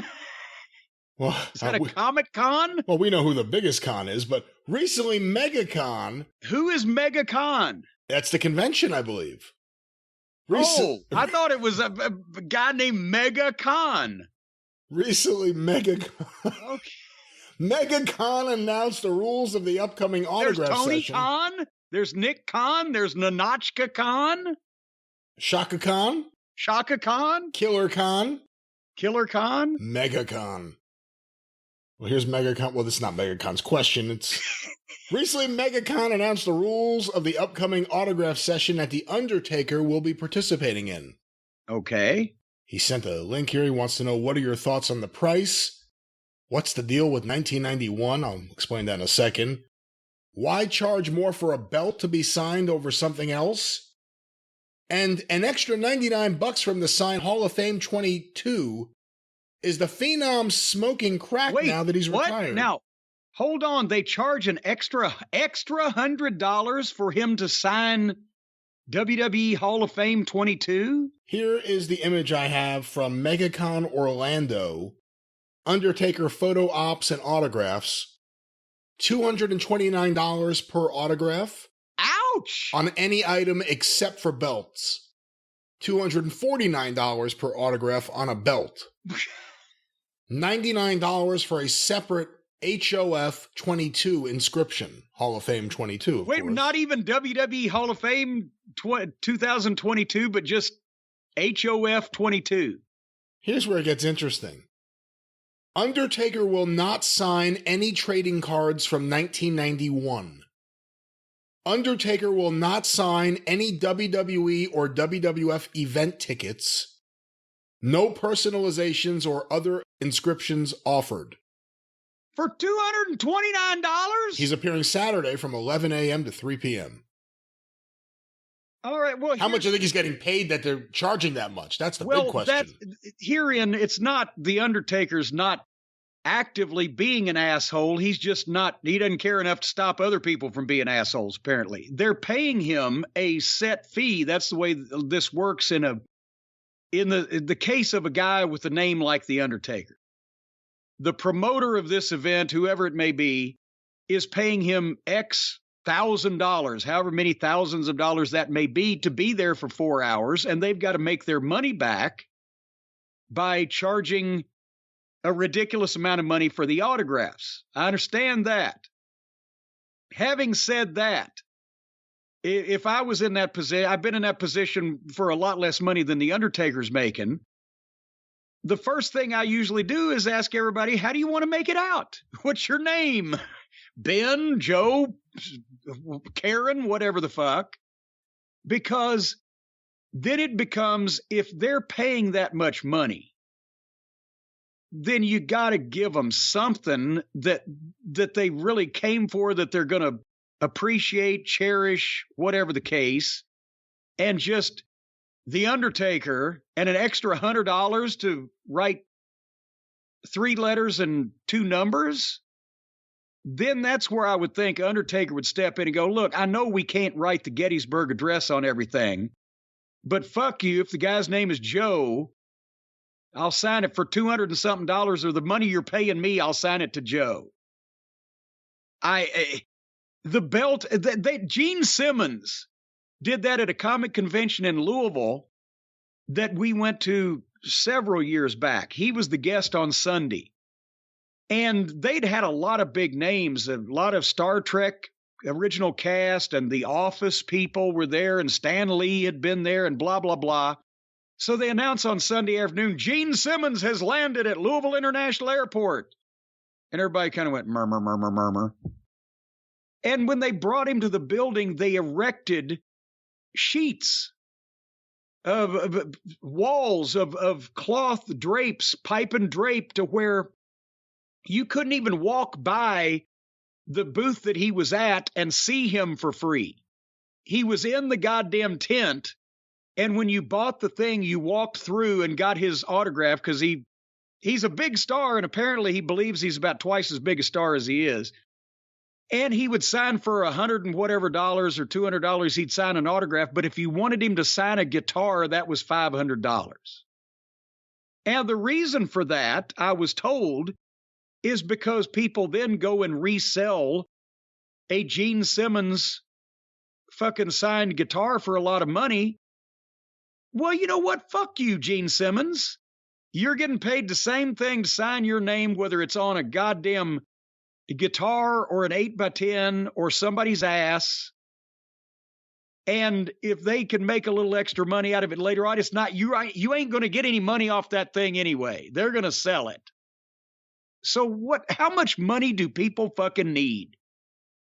And to be quite honest, I had to kind of hold my nose and start charging for photo ops when that became a thing here at these conventions, because when I got into business, it was like if somebody wants to, well, if you're a baby face, somebody wants to take your picture, your autograph, you give it to them, or the promoter will yell at you because you're a baby face. But to have somebody take a picture of me with their fucking camera or phone and me to charge them $20 or $30 and not even pay to get it developed for them, so I used to say, no, buy something and I'll take your picture. And then people started handing me fucking money for no reason. Just here, take this. And I was like, well, who's the idiot? I'm trying to be nice, and they're giving me money I'm not asking for. So I finally reconciled it with, I won't charge you for a photo op, but you buy my autographed picture and you get a photo op too, and then we're both happy. But that's just, how much money do people have, especially these days? That's a little much. If you can't make your money back on The Undertaker without charging little fucking Tits McGee $250 to sign his replica belt, then maybe just don't bring The Undertaker in. I don't know. Knowing they have him for 4 hours and he won't personalize anything or inscribe anything other than what they've offered, could any of that be just a time issue? We have him for 4 hours. We're going to have a big line. We have to have him sign things for us. Well, yeah, it is a time issue. That's why here's another thing. To me, if you're going to fucking take the booking, stay till everybody gets their fucking autograph. I have. A lot of times, okay, you're done. What? There's still people standing here. The hours of the thing are over with. Well, but these people have been waiting. So what's up with The Undertaker will not sign any trading cards from 1991? That I have no earthly idea. That's a weird one. Well, you know more about the modern collectible business than I do. Was his picture bad in 1991 on his trading card, or was it like a Seinfeld thing and his nipple was showing? Or what? Is there something the matter with it? I can't even imagine what it would be. I have no idea, unless it's a WWE thing. Because if he's signing as The Undertaker, that means WWE's involved, correct? Well, one would think. But it's an official one of their... I don't understand the tickets either. I've signed a lot of event tickets for fans. They'd say, oh, here, this ticket was from Starrcade when you were there in that match or what. Well, here you go. How is an autographed event ticket? What's the drawback to that? What is the downside to signing that? I don't understand. But I don't understand a lot of things, especially why I wouldn't pay $250 for any living human being's autograph unless it was on a fucking check. All right, Jim. Well, before we wrap things up, a few rapid-fire Gordon Solie trivia questions, if you don't mind. All right, rapidly. Which wrestler, dubbed the Professor, watched in horror as a statue of him he had commissioned was smashed by an opponent? Jesus Christ. That's hard to pin down. Professor Roy Shire, Professor Dale Lewis. Professor Boris Malenko. Okay, there we go. Jim, true or false? According to the NWA rules, tag team mates must tag each other with only their hands. You think? We've been talking about that one. That's right. True or false, according to the NWA official rules, a tag team wrestler may tag out with his foot. False. Correct. False. You know a lot about tag team wrestling, sir. I'll read a lot. Normally, how many warnings will a referee give an opponent before he is disqualified? 2. That is correct. Wow, good job there. Because that was a Florida rule. True or false, the maximum distance which a wrestler may be from his corner while tagging is often measured by a string located on the turnbuckles. Correct, the tag rope. That is true. True or false? See, this is bullshit. True or false, the killer bees are masked. Well, they were for an angle. That's right. Sometimes they were masked, so you can't really say no. Jim, is a lights out match wrestled in the dark? No. That is correct. No. A lights out match, and again, an Eddie Graham invention that nobody understands how it started and don't do it properly anymore. But and somebody asked me, sent me an email when I was searching through emails trying to come up with some things to talk about. Somebody asked me, they sent me an email, said, well, how is it that they said that they're not responsible, the lights out match is not sanctioned so that if there's an injury, nobody will be responsible. And for once in storyline, like the kids say, because the guy said it doesn't seem like there was much responsibility on the part of the old-time territory promoters on the wrestlers' health and well-being. If they got injured, they were on their own or whatever. It's in storyline. Championship Wrestling from Florida is not going to sanction this match as a regular part of our standard professional wrestling event consisting of athletic contests, because these guys hate each other. There's no rules to this. It's going to get out of hand. Somebody could be injured.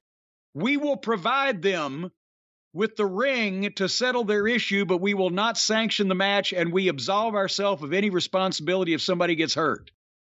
That's so people will buy tickets to see somebody get hurt. That's the way and the lights out match, the rest of the card, including the advertised main event, took place, and then the ring lights were dimmed to show symbolically that was the end of the scheduled program, and then the ring lights came back up, and the non-sanctioned match came to the ring, and in some cases, the promoter would go so far as to not have the regular ring announcer announce it, and not even any of the standard staff at ringside that worked for the promotion. This is just, we're giving these guys this space to beat the shit out of each other. Have at it. Name the gargantuan twin brother tag team who went from carnival sideshows. From carnival sideshows to the squared circle. Well, Billy and Benny McGuire, but their real names were McCreary. So they used both. How many chances do you have to win a 2-ring triple chance over the top rope battle royal? Well, and who was buried in Grant's tomb? And some smartass said, actually, the answer is nobody, because nobody is buried in a tomb. They're entombed in it. But having said that, what was the question? Having said that, let me grab the card. How many chances do you have to win a 2-ring triple chance over the top rope battle royal? You got 3. That is correct. Jim, true. And to explain to the people, everybody starts in the first ring. And to be eliminated, you have to be thrown over the top rope into the second ring, where a match starts all over again. And then you have to be thrown over the top rope to the floor to be eliminated from that. So that's a second chance. And then the last guy in each ring get in the same ring and have a single match until one of them wins, and that's your third chance. Jim, woman wrestler Debbie Combs is a second-generation wrestler. Name her wrestler mother. Cora. True or false, Mike LeBron and Phil Lito in the 50s formed the original tag team of the Boeotians. I have never heard any of those names, so I would say that would be false. That is false, so let me put these ones over here. Fill in the blank lumberjack match.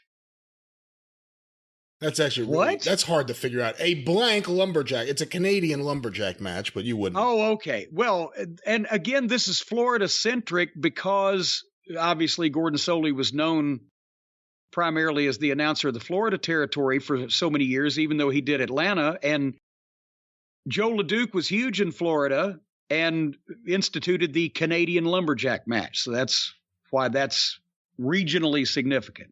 Who was the first publisher to devote an entire magazine to wrestling? No. See, this, I don't know if this is correct. I was about to say, what is Gordon Solie's game going to say versus there were wrestling-only magazines in the 30s? What does he say?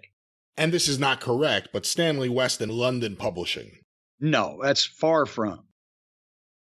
Which wrestling legend, credited with inventing the flying dropkick, died on March 15th, 1977 in New York City? Well, wait a minute. He's talking about Rocca, right? Correct. But he didn't, well, he may have popularized, but didn't invent the flying dropkick. But he's talking about Argentina Rocca. I think that's how I would put it, too. He popularized it in North America, but we don't know that he invented it. That's a hard thing to claim. Jim, see, this is a trick one. I mean, if you played this game with someone who didn't know anything about wrestling and they just went on the answers here, you'd flip out. Frank Gotch, true or false, Frank Gotch held the NWA World Heavyweight title twice, retiring undefeated in 1913. Well, again, the NWA traces its lineage back to Frank Gotch with a fair amount of creative history rewriting. But it wasn't called that title. Frank Gotch was the world champion. He did hold the title twice because he did a business match with Fred Beal in 1906 and dropped it so he could win it back, and then did retire undefeated in 1913. But that's somewhat, as you mentioned, misleading. True or false, Teddy Roosevelt was once a wrestler himself? Well, there has been the story that Teddy, amongst the other manly activities that he liked, besides moose hunting and charging up San Juan Hill, liked to scuffle with the soldiers and things and the people at the White House. But he was never a paid professional, was he? I don't believe so. I don't think so. True or false, George Washington, the first American president, was once a wrestler himself? I refer to my comments on Teddy Roosevelt. I think, after they crossed the Delaware, they wanted to go a few falls on the other side just for sport and exercise, but it was not a coordinated career for Mr. Washington. Which wrestler was married to the famous female athlete Babe Didrikson? George Zaharias. That's right. Do you think fans today know who she is? I mean, forget about fans of wrestling, but fans of just sports. Well, they every once in a while they do retrospectives on, especially in women's. Do they have a Women's Heritage Month or just Women's Month or Feminism Month or anything? Babe Didrikson Zaharias was, I would think, the most publicized and most well-known female athlete in the United States of America from the 30s through the 50s or that range. I'm not as good on golf and all the various other sports that she conquered as I am on wrestling, but there was nobody more in the news as far as female professional athletes than Babe Didrikson. All right, a few more here. Whom did Harley Race defeat to win the NWA World Heavyweight title for the 5th time? For the 5th time? For the 5th time. Shit. I sat here, tried to think about it without looking. I was like, it is kind of tough to figure that out. Was that one of the Japanese switches, or was that? You know what? Just to keep this moving, it was indeed Giant Baba. I was going to say it was either one of the last ones with Flair or Baba, and it was Baba. And of course, Harley paid for that, right? He bought it outright or Baba bought it from him, not the NWA. Well, yeah, I was about Harley didn't pay for it. Baba paid for it. Yeah. Charles W. Lay, retired former NWA light heavyweight champion, lives in what southern city? Jackson, Mississippi. There you go. Jackson, Mississippi. Very good. True or false? In 828 AD, Emperor Buntaku of Japan decreed that his sons would wrestle to determine who would become the heir to his throne. That was false. It was Emperor Bukaki. That is false. This is true. It's not Emperor Bukaki. I swear it was. They had a big fight over who got the... Never mind. Anyway. Here's one of my favorite quotes from a wrestler in a promo that's now in this question. Who was the first wrestler to reverse the figure 4 leg lock on Jack Briscoe? On Jack Briscoe? It says on Jack Briscoe, but the wrestler I'm thinking of, the reason I laugh was every promo he ever mentioned this, he claimed that he just did it. I was the first wrestler to get out of the figure 4 leg lock. And then later on, he just started messing up like, I was the first wrestler to figure 4 arm lock. Like he just... Well, the first person theoretically to reverse the figure 4 leg grapevine, according to the famous angle, was Buddy Rogers got reversed by Cowboy Bob Ellis, right? I believe so. But this is does mention Jack Briscoe, though. But that mentions Jack Briscoe, and I'm trying to think who they would have done. It wasn't Dory Funk Jr. Don Morocco. Don Morocco, that's right. When 1974 in Florida, when he was a babyface, right? That's right. Or was it?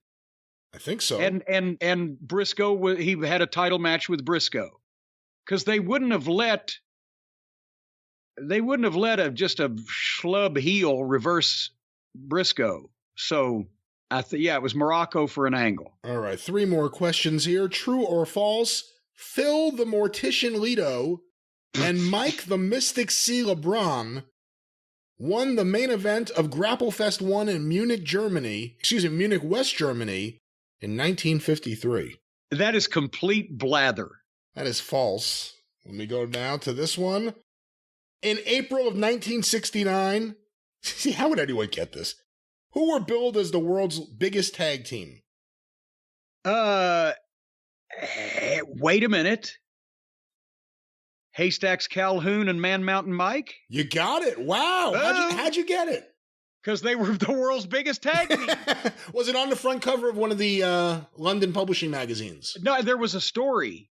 But I remember that because Man Mountain Mike was like the West Coast version of Haystacks Calhoun when Haystacks' career was winding down, right? He'd been big out in California, so no pun intended. So they found Man Mountain Mike, who was even bigger. But as Mike was starting, and that was 1969, Calhoun was done by 77. So they kind of, Mike came up to take some of those spots, but they got the bright idea to book them as a tag team so that they could be the world's largest tag team, but you couldn't do anything with either one. So it was just an attraction thing. It wasn't regular. Jim, true or false, wrestler Hector Guerrero is the brother of L.A. Dodger star Pedro Guerrero. It would be true, except it's false. That is false. And our last question here today, where does a scaffold match take place? Somewhere that Jim Cornette is not. That is correct. The answer, atop a scaffold. Yeah. And with that, we have wrapped up the show. All right, some fun, some laughter, and some dryness. You got it all today this week. All right, Jim, well, that was Dust in the Wind, and so are we. With that, the drive-thru is closed. That's the best thing I've heard all day. How's that for a transition? There you go. I have so many different instruments here. Hold on one last time before we go. Keep the bears away. Of course, I don't know. If I were you, I'd stop fondling your instrument. Well, you could fondle more. Well, don't fondle anything, actually. What another bad transition. We'll be back this weekend on the Jim Cornette Experience, wherever you find your favorite podcast. And next week, right back here in the drive-thru, wherever you find your favorite podcasts. Follow Jim on Twitter at @TheJimCornette. Follow me on Twitter at GreatBrianLast. Hear me on the 605 Superpodcast at 605pod.com, or available wherever you find your favorite podcasts. Don't forget, patreon.com/Cornette. Access the archive of the drive-thru and the experience going back to 2013. Patreon.com/Cornette. Subscribe to the official Jim Cornette YouTube channel. Just go to YouTube and search for Jim Cornette. It'll come right up. Clips of episodes, full episodes, omnibus collections, all with the very popular Travis Heckel artwork the official Jim Cornette YouTube channel. Go to Cornette's Collectibles at jimcornette.com. What's going on over there today, Jim? We've already talked about it at the top of the show, which was several days ago, so everybody's going to have their shit in the next 3 weeks or so. That's the big news. jimcornette.com. jimcornette.com. The Drive-Thru is brought to you by the Law Office of Stephen P. New, 888-692-8084. Get even with Stephen at newlawoffice.com. But until next week here on the Drive-Thru, and this weekend on The Experience, for Jim Cornette, I'm the great Brian Last. Tally-ho!